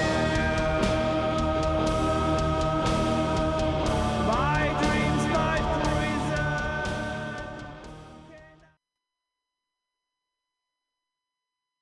Und eben, irgendwann ist dann halt auch mit dieser Band ist das ein bisschen durch gewesen. Und du hast vorhin eben schon angetönt, für dich ist das auch so ein bisschen eben irgendwie ein Schritt auf deinem Glaubensweg mit Gott, das hat da irgendwie einen Zusammenhang gehabt. Kannst du das nochmal ein bisschen ausführen? Das hat sicher damit zu tun, dass als ich zu Jesus gefunden habe, bin ich recht weggekommen vom Metal so, weil halt, ist klar, vieles, was ich gehört habe, ist wirklich negativ gewesen, das habe ich nicht mehr wollen. Das hat mir Jesus gesagt, das geht auch nicht mehr, habe ich natürlich auch selber erkannt, das ist klar. Du musst mit dieser Welt nicht mehr zu tun haben. Und dann bin ich sehr stark davon weggekommen und dann gerade mit der Labelzeit, oder als ich meine eigene Band gegründet habe, bin ich ganz stark wieder in diese Musik reingekommen, vielleicht auch durch Bandkollegen und so. Und dann hast du plötzlich wieder etwas anfangen zu hören, wo du eigentlich merkst, das habe ich eigentlich schon 10 Jahre, möchte ich das nicht mehr hören. Und dann hast du gesagt, ja komm, ein Song ist schon gut, ja, 2 Songs ist schon gut, ja, die ganze CD, ja. Du bist dann wie ein ehemaliger Alkoholiker, der dann halt Genau. dann irgendwie plötzlich das Bier nicht mittrinken sollte und alle sagen, es ist ja nur ein Bier. Genau, Aber für dich ist es halt... absolut. Der Ja. Vergleich mit dem Alkoholiker ist genau das. Du darfst die eben anlangen und dann habe ich wieder angefangen zu nippeln. Ja, und Und dann wieder rein. Ja, okay. Und dann bin ich eigentlich wieder am Punkt, wo ich wieder die Bands gehört habe, die eigentlich gar nicht mehr. Also natürlich das ultra krass habe ich schon nicht mehr gehört, Black Metal und Zeug. Ja. Das habe ich vielleicht nur punktuell irgendwo, bist du auf YouTube schauen oder hast du auf den Sampler einen Song gehört. Und dann ist natürlich schon gedacht, ja, ist eigentlich schon noch geil, oder? Also kommt natürlich so die Stimme wieder noch flüstern, so ein bisschen, oder? Aber ich habe gleich wieder Zeug gehört und ich merke, das geht nicht. Und dann hat mir Gott wieder am gewissen Punkt müssen sagen, schau, du bist, ich vergleiche mit der Offenbarung 1, du hast die erste Liebe verlassen und bist wieder zurück in die Weltheit. Und das musst du entscheiden. Jetzt musst du einfach wirklich entscheiden, Aber willst du mit mir oder willst du jetzt wirklich das? Dann würdest du sagen, dass das, wo die Musik so tut, als könnte sie dir geben, ist eigentlich etwas, wo du sagst, theoretisch würde ich das ja bei Gott bekommen, eigentlich. Ja. Aber wenn ich nicht bei Gott das habe, dann suche ich mir es dann halt an diesem Ort, oder wie? Ich denke es ja. Schon. Ja. Weil es vor allem eben bei mir auch Musik sehr viel mit Emotionen und mit so einer Emotion zu. Für mich ist Musik aber mehr als nur ist cool und Prost und so. Weil ich das viel, ich merke mit meinen Kollegen, die ich habe, ich tue das viel intensiver hören. Ich nehme das viel genauer auch innerlich abeinander, die Töne, die Klänge, und ich tue das viel anders verarbeiten. Aber eben, dann wird es so zu einer Obsession, wo du natürlich versuchst, etwas so zu stillen damit. Ja, klar. Und wie du sagst, ja. es sollte eigentlich Gott stillen, das, Also und ich nicht, finde, nicht die Musik. Mir kommt jetzt auch gerade spontan das, eben so ein bisschen der ganze Komplex, weißt, mit der CCM zu Amerika, weißt, mit dem Christian Contemporary Music Ding, weißt, wo ja ein riesen Business ist zu Amerika mit 100'000 Worship-Bands, die alle 1:1 gleich tönen und alle, weißt, so gewisse Sounds haben, so gewisse Keyboard-Sounds, Pads, die einfach immer durchlaufen und alles tönt genau gleich und so. Und wie mir aufgefallen ist, dass ganz viele Leute so im evangelikalen Kuchen so an die Musik gewöhnt sind, dass wenn in ihrem Gottesdienst nicht der Keyboard den Sound bringt, dass sie irgendwie das Gefühl haben, etwas fehlt ihnen, um irgendwie, weißt, irgendwie Gott anzubeten oder in Gottes Gegenwart zu kommen. Und dann denke ich, ja, wow, you played yourself, oder? Jetzt hast du wie der Musik die Rolle, die Funktion übergeben, die du eigentlich persönlich mit Gott müsstest haben. Und also das, was du erzählst, kann ich natürlich nicht nachvollziehen, ich bin nie da drin gewesen, aber ich kann mir gut vorstellen, dass Menschen ihre spirituellen Bedürfnisse mit einer Oberflächlichkeit innerhalb von Musik abtun können. Und schlimm ist natürlich eben, dass wenn du natürlich noch einen christlichen Stempel drauf tust, dass es auch noch länger geht, bis du merkst, dass das passiert, so, oder? Absolut. Und, ja. Da teile ich absolut deine Meinung, dass es genau so ist. Und das ist etwas, was ich auch einen Vorwurf an der christlichen Szene mache. Oder in der ganzen Worship-Musik. Es hat nichts mit Gott zu tun, es geht nur um die Worship-Musik. Also einer von meinen Brüdern ist auch ganz stark in dieser Szene drin. Und ich habe ihm oft den Eindruck, er ist eigentlich bei Gott nur wegen der Musik und nicht wegen Gott. Und das finde ich dann auch... Das würde ich sagen... Also siehst du wie eine kleine Parallele zu dem, was du jetzt in der weltlichen Musik erlebt hast, mit dem, was dort läuft? Absolut. Ja. Für mich ist es ganz klar, dass es... An was machst du das fest? Oder wo siehst du, an diesen Punkten sieht man das? Oder was hast du das Gefühl? Ich denke, es hat grundsätzlich mit so, dass Musik ist etwas sehr Spezielles. Ich denke, Gott hat das Gabe von der Musik gegeben. Das ist alles Gott gewollt. Das ist der Wille. Er hat es Klang gegeben und der Äther, der Raum, wir können Klang produzieren und das muss auch so sein. Aber es ist schon eine Magie dort damit verbunden. Dass Musik kann sehr hypnotisch sein. Musik kann dich irgendwo herführen. Ganz klar, Texte. So wie du gesagt hast, oder? Ja. Erinnerung an Musik. Und dann ist natürlich Musik grundsätzlich positiv. Und auch Bands, die jetzt über Jesus singen oder das Positive noch sind, oder ich würde das Wort positiv nicht so gerne, ist sicher auch grundsätzlich gut. Aber wenn natürlich auch bei Christen die Musik so einen Raum einnimmt, kann ich sagen, ich fühle mich schlecht, ich höre ein bisschen Worship-Musik. Das höre ich ganz viel so Leute. Und du aber geht nicht zu Gott, man geht zu der Worship-Musik, man geht zum CD-Player oder zum Stick oder zum MP3, wie immer das heute heissen würde, oder streamen. Und dann frage ich mich oft, ob ich so Leute, das ist genau das Gleiche, was ich gemacht habe. Nur ist es einfach christliche Musik. Aber eigentlich, sie gehen nicht zu Gott, sie gehen zu der Musik, dann fühlen sie sich wohler.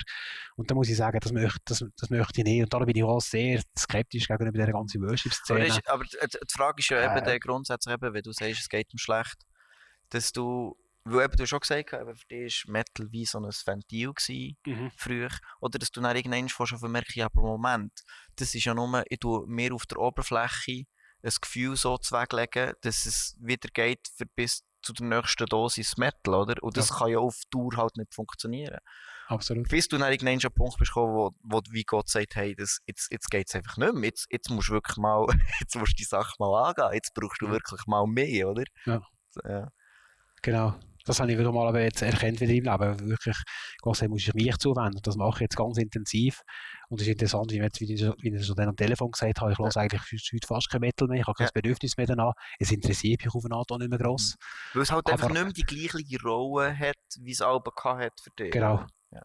Und darum kann ich heute, wenn ich jetzt so Musik höre, ich bin heute wirklich an einem anderen Punkt, auch ich danke meinen Bandkollegen, wo ich das Film jetzt analytisch anschauen und was ich vorher weniger gemacht habe, wenn ich wirklich weniger auf so die Emotionen reingehe, sondern jetzt wirklich so auf die Sache und auf Klänge und jetzt wird 6-mal wiederholt, ist cool und so jetzt auch in der Band, die ich noch spielen tue, dass ich das wirklich emotionell lösen kann. Es tut immer noch gut, Musik zu machen, eigentlich Logisch, Musiker. das ist Es ist eine Gabe, es ist etwas Schönes, aber ich merke heute, ich muss nicht mehr, ich kann nicht mehr die... Aber es ist einfach nicht mehr noch zusätzlicher Götz, der im Raum steht. Absolut, bei dem Götz, das ist das richtige Wort, das ist genau das, was war, oder?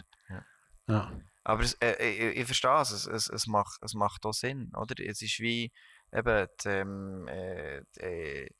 Hebräer, die in der Wüste sich irgendwie ihr goldige Kühle zusammenbauen. Es ist so logisch, oder? Es ist wie was kann ich, warte schnell, ich erinnere mich, das hat dann gut an und dann zack, und dann gewöhnst du dich dran und dann irgendwann bildest du dir ein, dass das goldige Kalb dir irgendetwas bringt und vergisst, nein, das ist einfach ein Klumpen Gold und du ladest es auf und dadurch wird es mächtig und dann irgendwann wird es so ein riesen Problem. Ja, das ist genau so. Das ist schon, ja. Und wie Gott schon sagt, du sollst keine anderen Götter haben neben mir, oder? Das ist etwas, wo ich auch wieder, wo ich ganz... Und dann kommen wir zum nächsten Thema, oder? Theologie. Wie bist du dann dazu gekommen, noch irgendwie richtig Theologie etwas zu machen? Hast du nicht schon genug gehabt von deinem Elternhaus und hast das Gefühl gehabt, ich tue mir das jetzt nochmal an, oder was ist passiert? Ich denke, der Grund ist eben, wie ich gesehen, dass Gott hat mich schon immer fasziniert und eben das... ich sage mal, spirituell oder transzendent, wie man das nennen will, oder? Das hat mich immer fasziniert und darum auch wirklich viel auch über Gott zu wissen. Und dann habe ich gedacht, ich mache jetzt ein Theologiestudium, so schlussendlich schon mit dem Ziel, ich dachte, ich will dann irgendwie ein Missionar oder gehe wieder in der Kirche arbeiten, so. Und schlussendlich habe ich, als ich das Studium gemacht habe, im Nachhinein habe ich gemerkt, ich habe es eigentlich wegen mir gemacht. Also es ist eigentlich auch wieder ein Prozess, wo mich Gott ganz viele Sachen aufgezeigt hat im Studium. Also es war für mich wirklich eine Schule gewesen, wo ich selber wirklich Gott noch ganz näher gekommen bin durch diesem Studium. So eigentlich war es für mich gewesen. Und dann habe ich gemerkt, dass ich in der Kirche arbeite und so nach wie vor, das kann ich nicht, das ist nicht meine Welt. Oder ich bin nicht so der Typ dazu, ich gehe anders auf Menschen zu. Ich bin mehr der Typ, der auf der Straße mit jemandem spontan über Gott reden, als dass in so einem Raum rein, wo gegeben ist. Ist es eben mehr wie das, was du eben schon beschrieben hast, mit so introvertiert oder so, oder ist es auch ein bisschen kulturell? Also weißt, wo hast du innerhalb wo hast du deine Vorbehalte so zu Kirche vielleicht? Kannst so, weißt du, musst ja nicht ins Detail gehen, einfach so grundsätzlich, wo hast du das Gefühl, ja, es ist vielleicht nicht ganz dein Gefäß oder der Ort, wo reinpasst? Oder? Ja, das, was mich oft halt stört, ist halt, wenn ich halt so ein tiefgründiger Mensch rein bin, gehe ich halt immer davon aus, wenn ich in eine Kirche reingehe, wenn ich jetzt da in so eine evangelikale Kirche reingehe, dann gehe ich davon aus, es sind alles fromme Leute, die ein Herz haben für Gott und die interessieren sich für Gott. Und dann bist du mit denen unterwegs und dann musst du noch feststellen, dass 80% davon, die lesen nicht einmal die Bibel, die wissen knapp, wie der Sohn Gottes heisst. Der Heilige Geist hat knapp eine Ahnung. Sie wissen, es gibt ein AT und ein NT. Und du musst merken, die Leute interessieren sich nicht für Gott. Und für mich, es ist ja so eine Enttäuschung, die mir kommt. Und ich merke, ich bin enttäuscht, ich habe erwartet, dass die Leute wie ich, die haben ein Feuer. Und dann bin ich so irgendwie enttäuscht und frustriert. Das Erlebnis habe ich sehr oft gehabt. Aber ich habe immer wieder Leute begegnet, die aber so sind wie ich, die sich wirklich dafür interessieren, zum Glück. Das ist schwierig, das ist immer schwierig, ja. Aber für mich hat es andere leider immer ein bisschen überbordet. Und das ist der Grund, dass ich in der Kirche oft, ich fühle mich einfach nicht wohl. Ich habe manchmal den Eindruck, ich sage immer, das sind viele Leute, die gehen am Sonntagmorgen in die Kirche und das Wichtigste ist der Kirchenkaffee am Schluss von der Kirche. Oder? Und dann habe ich oft, dann kann ich den Predigt hören, das auch mal wieder Predigt machen, über den ersten Spruch da oben, Hebräer 13,8. Und dann lasse ich dazu, was er sagt. Das ist jetzt ein interessanter Gedanke, habe ich noch nie keinen Gedanken. Und dann gehst du nachher am Apero und dann würde ich mit dir sagen, du, Silas, weißt du, wie siehst jetzt du das? Der Samuel hat gesagt das und das. Und dann bist du quasi dann so, das interessiert mich jetzt nicht, ich möchte jetzt meinen Kaffee trinken. Und das habe ich so oft gehört, den Satz. Und dann bin ich da innerlich wie und denke, spannend, ja. Was mache ich eigentlich da? Also ich bin nicht wegen dem Kaffee da. Den Kaffee kann ich daheim nehmen, ich kann morgen ausschlafen und daheim Kaffee nehmen und selber den Hebräer lesen oder mit Samuel noch telefonieren, hätte ich mehr davon gehabt. Das ist so, wie ich leider oft viele so Leute erleben tue. Und das habe ich schon immer so ein bisschen erlebt. Und dann habe ich gemerkt, ich suche eigentlich schon ein bisschen mehr Gott als nur den Kaffee. Und wie machst du das jetzt halt, mehrheitlich allein oder hast du Leute, die das irgendwie gleich kannst teilen oder Ich kann die Leute das gleich teilen, Ja. aber nicht in einem nicht im Sonntagmorgenrahmen. institutionalisierten, von Absolut. außen organisiert, sondern halt mehr persönlich, oder? Ja, genau, Ja. absolut. Ich bin jeder persönliche Mensch und so. Und heute habe ich die Leute, die ich kenne und wo ich weiss, die sind wie ich, die interessieren sich wirklich von Gott und gehe ich zu denen oder rede mit denen und redet Gott auch so zu mir. Weil ich denke natürlich nach wie vor, dass es sehr wichtig ist, du musst mit anderen Gläubigen musst du Kontakt halten, weil Gott redet in erster Linie durch dich, durch andere Menschen. Das ist Nummer eins, was er machen tut. Auch wenn ich oft im Leben erlebt habe, dass Gott zu mir ganz anders reden tut, auch akustisch oder sonst auf verschiedene Arten. Nummer eins ist Wir schon, brauchen einander, das ist wir so, brauchen wir sind- einander. ja. Und das würde ich nicht, Aber wie hast du, noch schnell zum Zurückgehen, wir drübeln das immer noch im Kopf rum, weißt du, was du erlebt hast. Hast du eine Vermutung oder einen Verdacht, wie das kommt, dass wir so viele Leute, wie du beschreibst, weißt, haben, die einfach irgendwie ein bisschen da sind aber sie wissen vielleicht auch gar nicht selber, wie, weißt, einen Bezug zur Sache aufzubauen und es ist mehr Kaffee trinken. Von wo kommt das? Oder was hast du das Gefühl? ich habe ganz stark den Verdacht, dass es einfach damit zu tun hat, dass der falsche Verkündigung gibt. Von der So. Fokus der auf etwas Falschem, wo müsste der Fokus, oder wo könnte der Fokus mehr drauf sein? So? Also ich bin jetzt jemand, der ganz klar Christus-zentriert ist. Für mich ist das da und da von der Bibel. Jesus ist das Zentrum von allem, durch ihn ist alles erschaffen worden. Für mich ist auch der Fokus und das Zentrum. Und es gibt viele, gerade Freikirchen und so, ich bin im englischen Gottesdienst in Freikirchen dort gesessen, da hat der Typ vorne oder die etwas erzählt und ich bin da gesessen und habe mich gefragt, in was für einem Club bin ich eigentlich da? Okay. Also von was reden wir Also eigentlich das da? nennt Reden wir da mehr- von Gitarrenseite? Reden wir Ja. von was? Um was geht es eigentlich da? Also ich habe so Sachen gehört und heute denke ich im Nachhinein, ich hätte viel öfter aufstehen, wirklich aufstehen. Aufstehen, also das Samuel predigen und heute würde ich es machen. Du willst nicht vor Leuten stehen, aber du bist Ja, bereit, mit Ich bin nicht bereit, aber ich hoffe, so die Stimme innerlich. Und heute, Nice, wenn ich jetzt ja. den Samuel predigen und es wäre vorne, ich würde da sitzen und Samuel irgendeinen Hafenkäse da vorne erzählen. Ich glaube, heute würde ich aufstehen, Oh, ja, während dem easy. Gottesdienst und würde sagen, Samuel, was erzählst du da? Was erzählst du da unseren Leuten? Und einfach die Leute die Leute mal ein bisschen, auf was geht es eigentlich da? Was willst du so vermitteln? Sind wir da nicht in einer Kirche? Geht es nicht um Gott, um Jesus? Ja. Auf was willst du da rauf? Das ist nur Scheiße, was du da erzählst. Also, das ist gut Deutsch. vielleicht komme ich ein bisschen daraus, was du erzählst. Es ist wie, mir ist aufgefallen, so in den letzten 2 Jahren, wo so Corona-bedingt halt eben sehr viele Sachen online gelaufen ist. Und dadurch haben dann die Leute angefangen, mir auch immer wieder Links zu schicken von irgendwelchen guten Predigten, die ich scheint muss hören, oder weil ich alle plötzlich überall.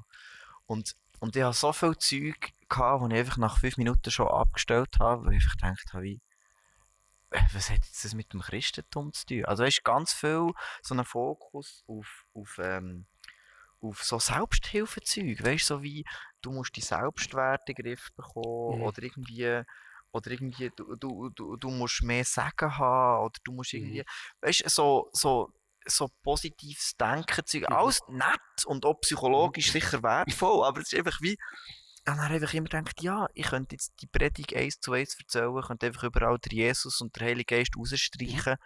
Und dann hat die einfach ein Selbsthilfebuch. Und dann dachte ich, das ist irgendwie komisch. So, wo ist der? Also ich verstehe das. Ich hätte mich, glaube ich, nie dafür aufgestanden. Ich bin, glaube ich, der ganz oben denkt, das kann doch nicht sein. Und dann mache ich irgendeine Sprachnachricht, weißt, für irgendwie dieser Person zu sagen, wie, hey, ich möchte im Fall darüber reden. Und dann lösche ich die 100 Mal, weil ich denke, oh nein, ich will ja nicht vorwurfsvoll sein oder so.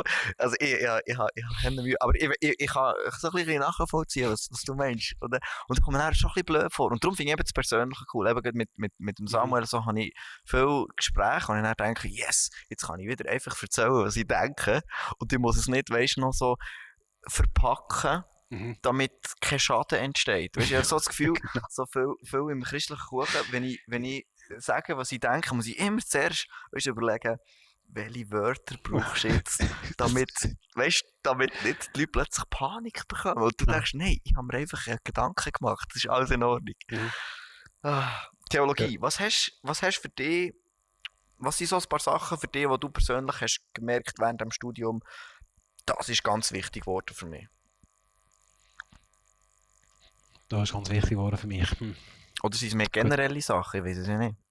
Ja, das sind auf ganz verschiedene Ebenen gewesen. Es ist sicher so ein bisschen, sicher selber zu finden, sage ich einmal. Ich glaube, wenn man Theologie studieren tut, mit all diesen Sachen, das geht vielleicht, wie du vorher gesagt hast, aber schon sich selber zu finden, wie ist man in den Augen von Gott, wer ist mir in den Augen von Gott. Ja. Also quasi angenommen sein von Gott, egal wie du bist, egal wie du siehst, egal wie schlecht du Gitarre spielen tust, jetzt so in meinem Fall oder so, dass Gott dich so annimmt, wie du bist und Gott hat dich so gemacht, auch wenn du anders bist. Mhm. Das sind eigentlich so die Prozesse, wo man, wenn man es an sich herlässt, natürlich. Man muss es an sich herlassen, viele lassen sich an sich her. Und diesen Prozess habe ich sicher durchgemacht, um so ein bisschen, wer bin ich in Gottes Augen, oder? Ja.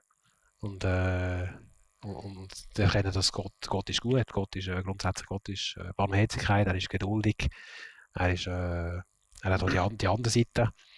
Und wirklich merken, wie Gott sagt, das ist okay, du musst gar nichts easy, du musst auch nichts leisten, oder?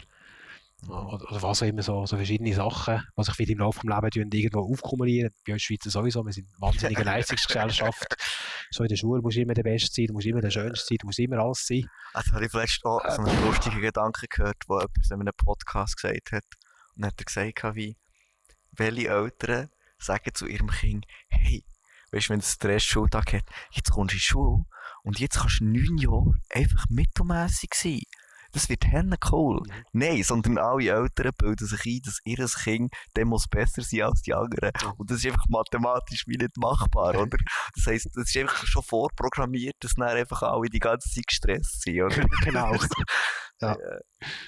Genau. Das ist sicher ein Punkt, wo jetzt im Studium sich zu dem zu finden, so ein bisschen, sich mit sich selber auseinandersetzen. Also ich finde es auch immer so cool, weißt du, schon nur die Evangelien zum 3., und 4. und 5. Mal zu lesen und dann über Situationen zu stocheln, wo Jesus mit seinen Jüngern redet und du merkst, die Jünger sind so vollpfosten. Und dann denkst du, ist das angenehm. Weißt du, so wie, sie sind einfach Menschen und sie verstehen falsch und sie machen dummes Zeug. Aber es spielt keine Rolle. Der Jesus ist da und der macht dann schon sein Ding. Einfach mitlaufen, schauen, vielleicht kommst du raus, vielleicht auch nicht. Aber einfach so, und das finde ich so entspannt, oder? Und viel habe ich das Gefühl, dass wir eben in Kirchen so einen Fokus haben, weißt, auf dem Zeug, eben der Beste sein und es richtig zu machen und noch mehr sagen und noch mehr und einfach das, hey, ich bin einfach einer von 12 Dudes und ich laufe hier mit dem Jesus mit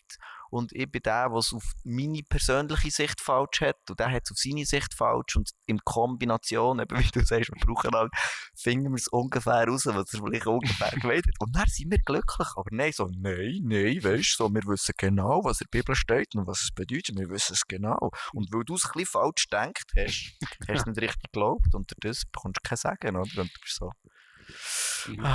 Ich liebe Jesus für das. Er ist so unkompliziert. Das ist wirklich genial. Genau, unkompliziert, ja. Gutes Wort. Wir haben noch 3 Songs von dir. Welchen möchtest du hören? Wo gerade passen würde, wäre Trouble the Skull. Ja. Das Lied ist eigentlich der Anfang von der Passion aus dem Matthäus-Evangelium. Und der Text ist also eins aus der Bibel eigentlich. Ah, wirklich? Ja. Cool. Das ist von 1984. Trouble the Skull.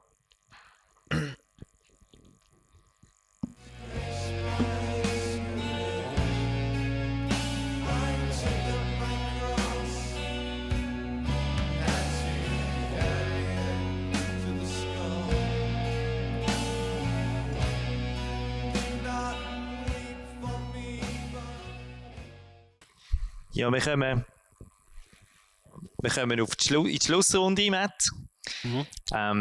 Auch für dich, die heiß sind, ist die erste Chance, noch eine Frage hier in die Runde zu geben. Eine habe ich bekommen.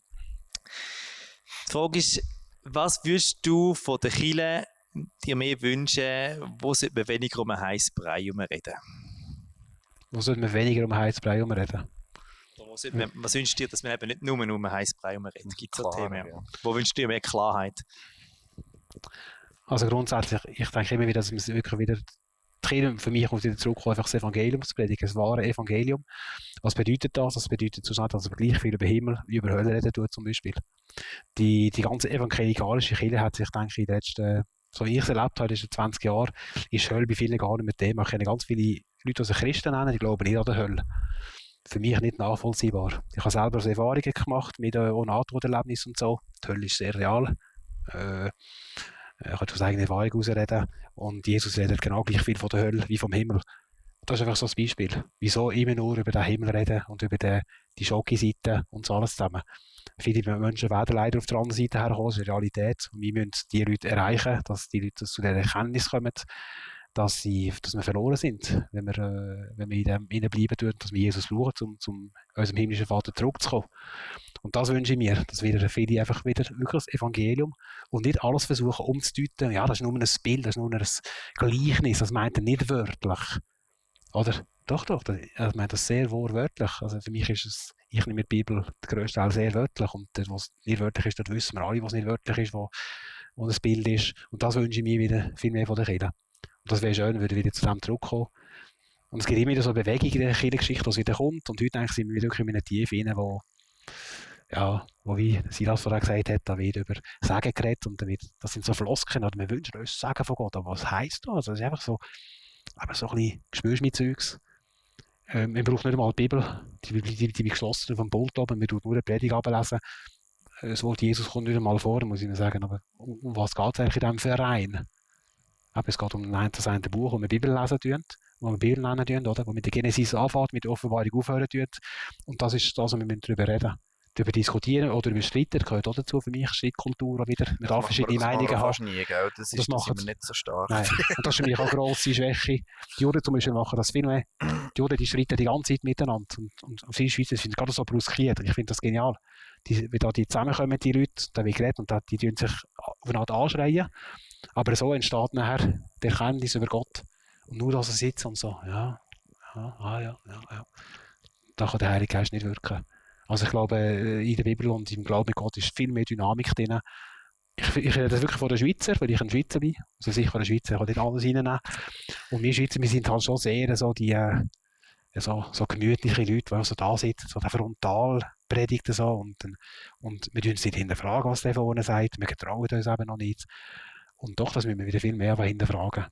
Und nicht alles akzeptieren, was einer vorher nur weil er einen Pastortitel hat, oder wie Preacher, wie die heute heißen, die coolen Leute alle zusammen da. Coole Leute. Wo ich manchmal das Gefühl habe, es geht nicht ums Coolsein und um eine Show, als um Gott. Und da habe ich auch Mühe damit. Und das, was ich wünsche, ist das, eine Rückkehr zum wahren Evangelium.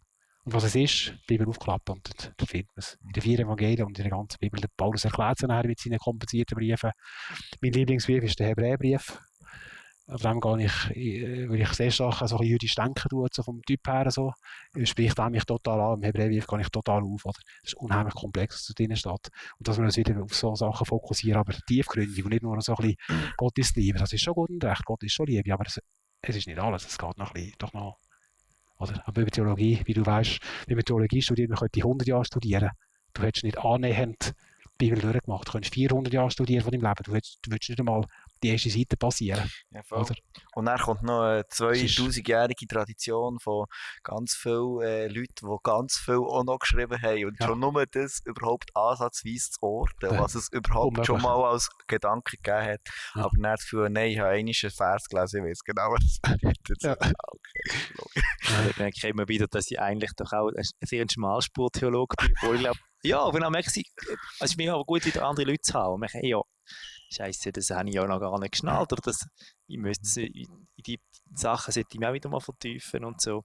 Das ist auch heilsam. Aber es ist ja gut, eben, wir müssen ja nicht alles selber, sondern es lebt eben vom Austausch und von ja, aber weißt, wenn es nur einen Prediger und 100 Schäfli gibt, dann gibt es halt nur einen Theologe, oder? Genau. Der muss halt dann recht haben, der muss halt allein recht haben. Das ist so, aber das, leider, das ist mir ein riesen Anliegen und haben wir in der Kirche gemeint, da haben wir da Schritte dürfen tun, dass auch im Gottesdienst es dialogischer wird, aber ich merke schon, die Kultur ist sehr stark, einfach zu hören und nur schon überhaupt sich getrauen, Fragen zu stellen, ist nicht ganz einfach. Nein. Ich bin happy, dass wir in der Metal Church das haben wir im Bibelbüro Metal seit Jahr und Tag, also das heisst jetzt seit 2011, das wäre jetzt seit 10 Jahren, wirklich einüben. Es gibt keine dumme Fragen und ich sehe das auch, dass Leute das auch lernen, wirklich die Fragen zu stellen und sich getrauen. Wünschen wir das noch mehr. Aber ich glaube, wir sind jetzt immer dran und ich bin froh, dass du das so auf den Punkt bringst. Damit sind wir bei der Frage Metal Church. Matt, das ist eine Frage, die wir anders stellen am Schluss. was nimmst du wahr? Was denkst du über die Metal Church? Gib uns Saures, gib uns Zucker, je nachdem. Genau, du darfst. Genau, was gibst du uns mit auf den Weg für unseren Weg als Metal Church? Das ist eine gute Frage. Ich denke immer wieder da, aber so die Metal Church natürlich eben, ich denke, das ist gerade eine Band, der Metal Church, das ähnliche Logo haben und ich finde es eine coole Idee, die du machen tust, weil du da aber das verbinden tust quasi Metal, weil ich denke, Metal ist sehr spirituell, wie ich es erwähnt habe vorher.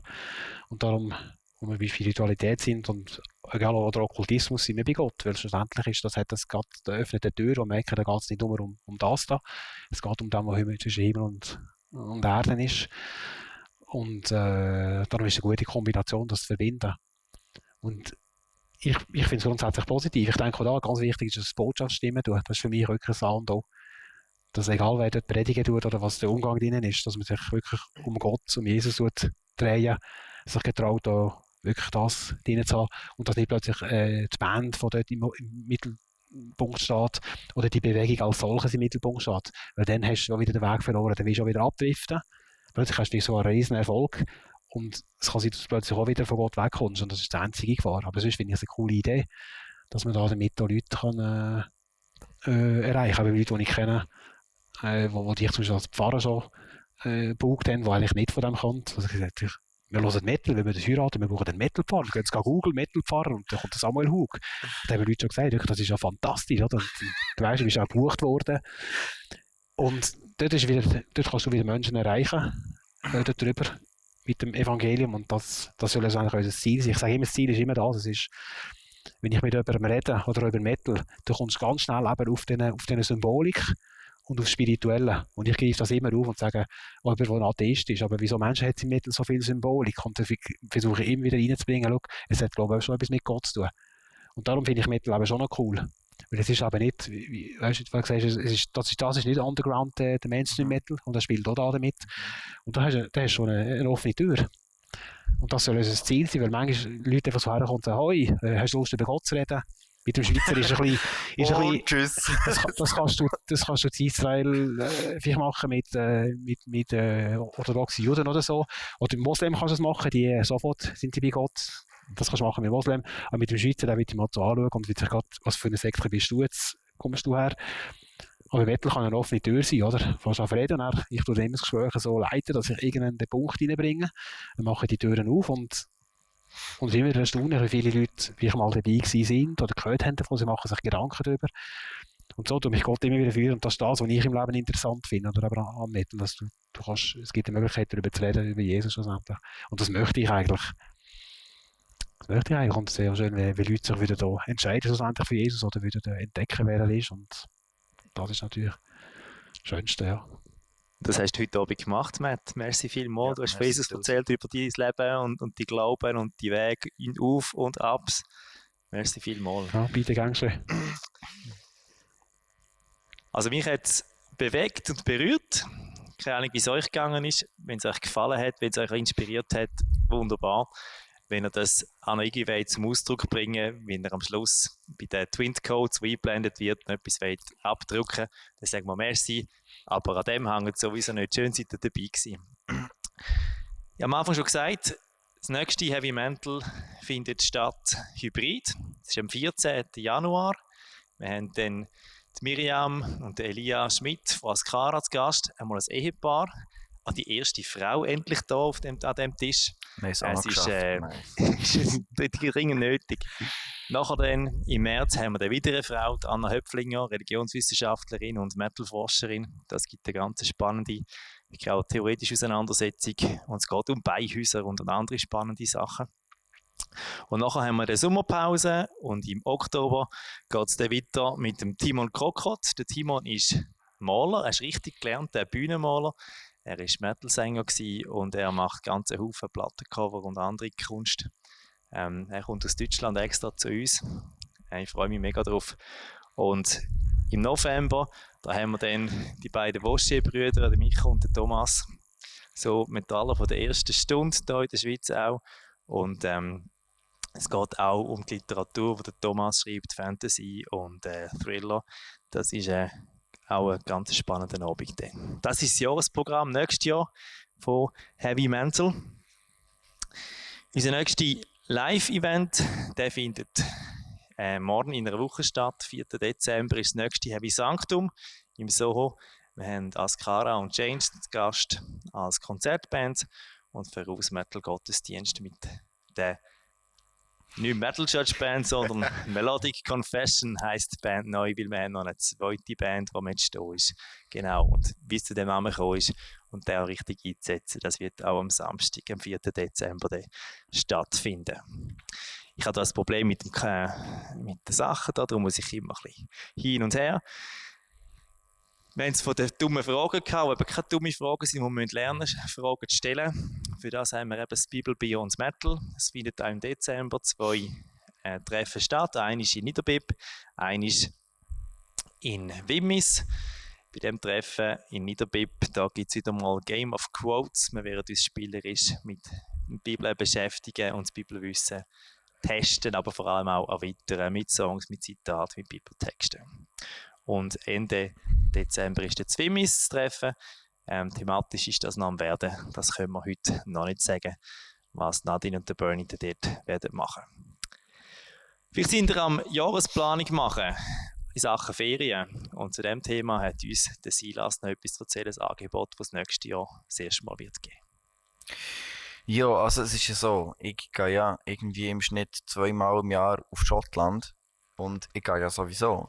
Und ich habe mir überlegt, ja, ich könnte ja eigentlich auch mit Leuten wieder gehen. Ich gehe viel einfach auch beim Sommer mit meiner Frau, gehen wir wandern oder irgendetwas. Aber ich habe gedacht, es wäre eben eigentlich noch cool, für mit Leuten von Metal Church dorthin zu gehen. Und zwar ist ein bisschen die Idee, dass je nachdem, wer das halt mitkommt, dass wir je nachdem so das Programm zusammenstellen. Also ich bin einfach interessiert an der Geschichte vor allem, so das Historische, wo eigentlich sehr gut mit dem Metal zusammenpasst, so Ruinen und Burgen und so, aber auch das Spirituelle, weil Schottland hat sehr viel zu bieten, so kirchengeschichtstechnisch, also wir können zum Beispiel auf Iona das Kloster anschauen oder so, oder unterwegs hat es wirklich ganz viele spannende Sachen. Ich bin vielleicht etwa 9-mal in Schottland gewesen, kenne so ein paar Ecken und Orte und würde einfach so quasi als Führungsperson da mitkommen und so ein kleines Angebot machen, wo man dann auch spontan schauen kann, wie viel davon das man teilt.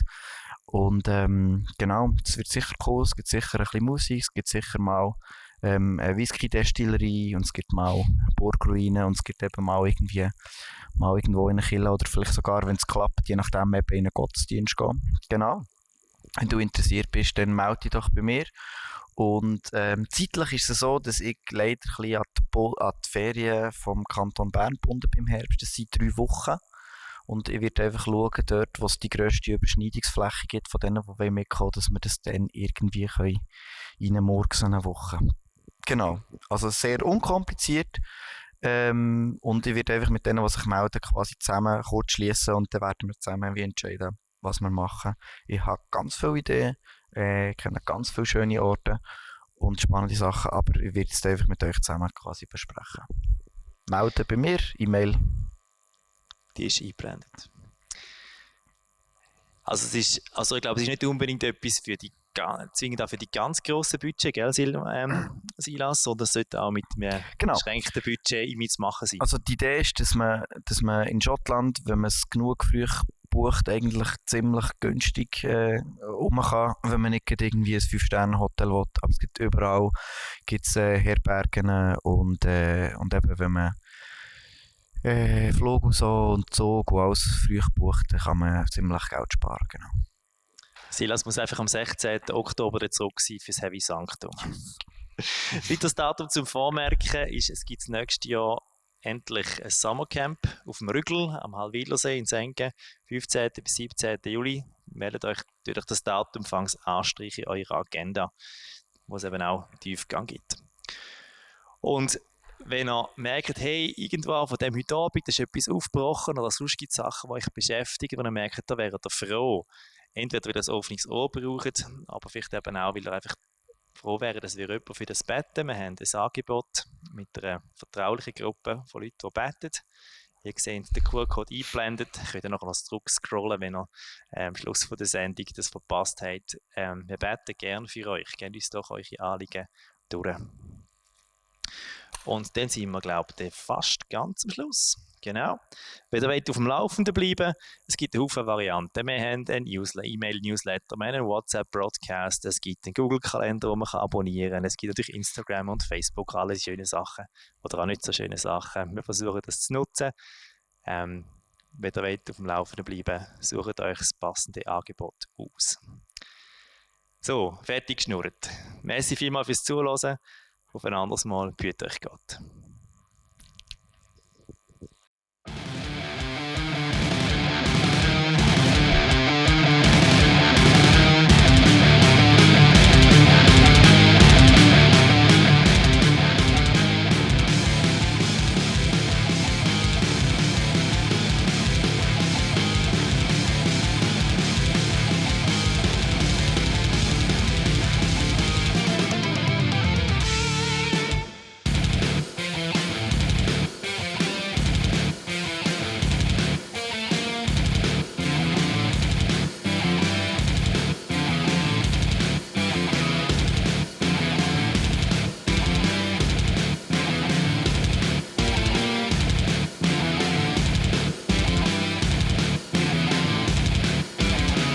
When my cat fell was the day you came. Through one of us who got your strength. Your mother's sin, your father's lie. Every life been pierced by your claws. Seed of Roman game. Freely giving up his life. So you could not hold him, and he took away your pain. Death to death, you have lost your strength. Your sting is broken. Seed of wrong.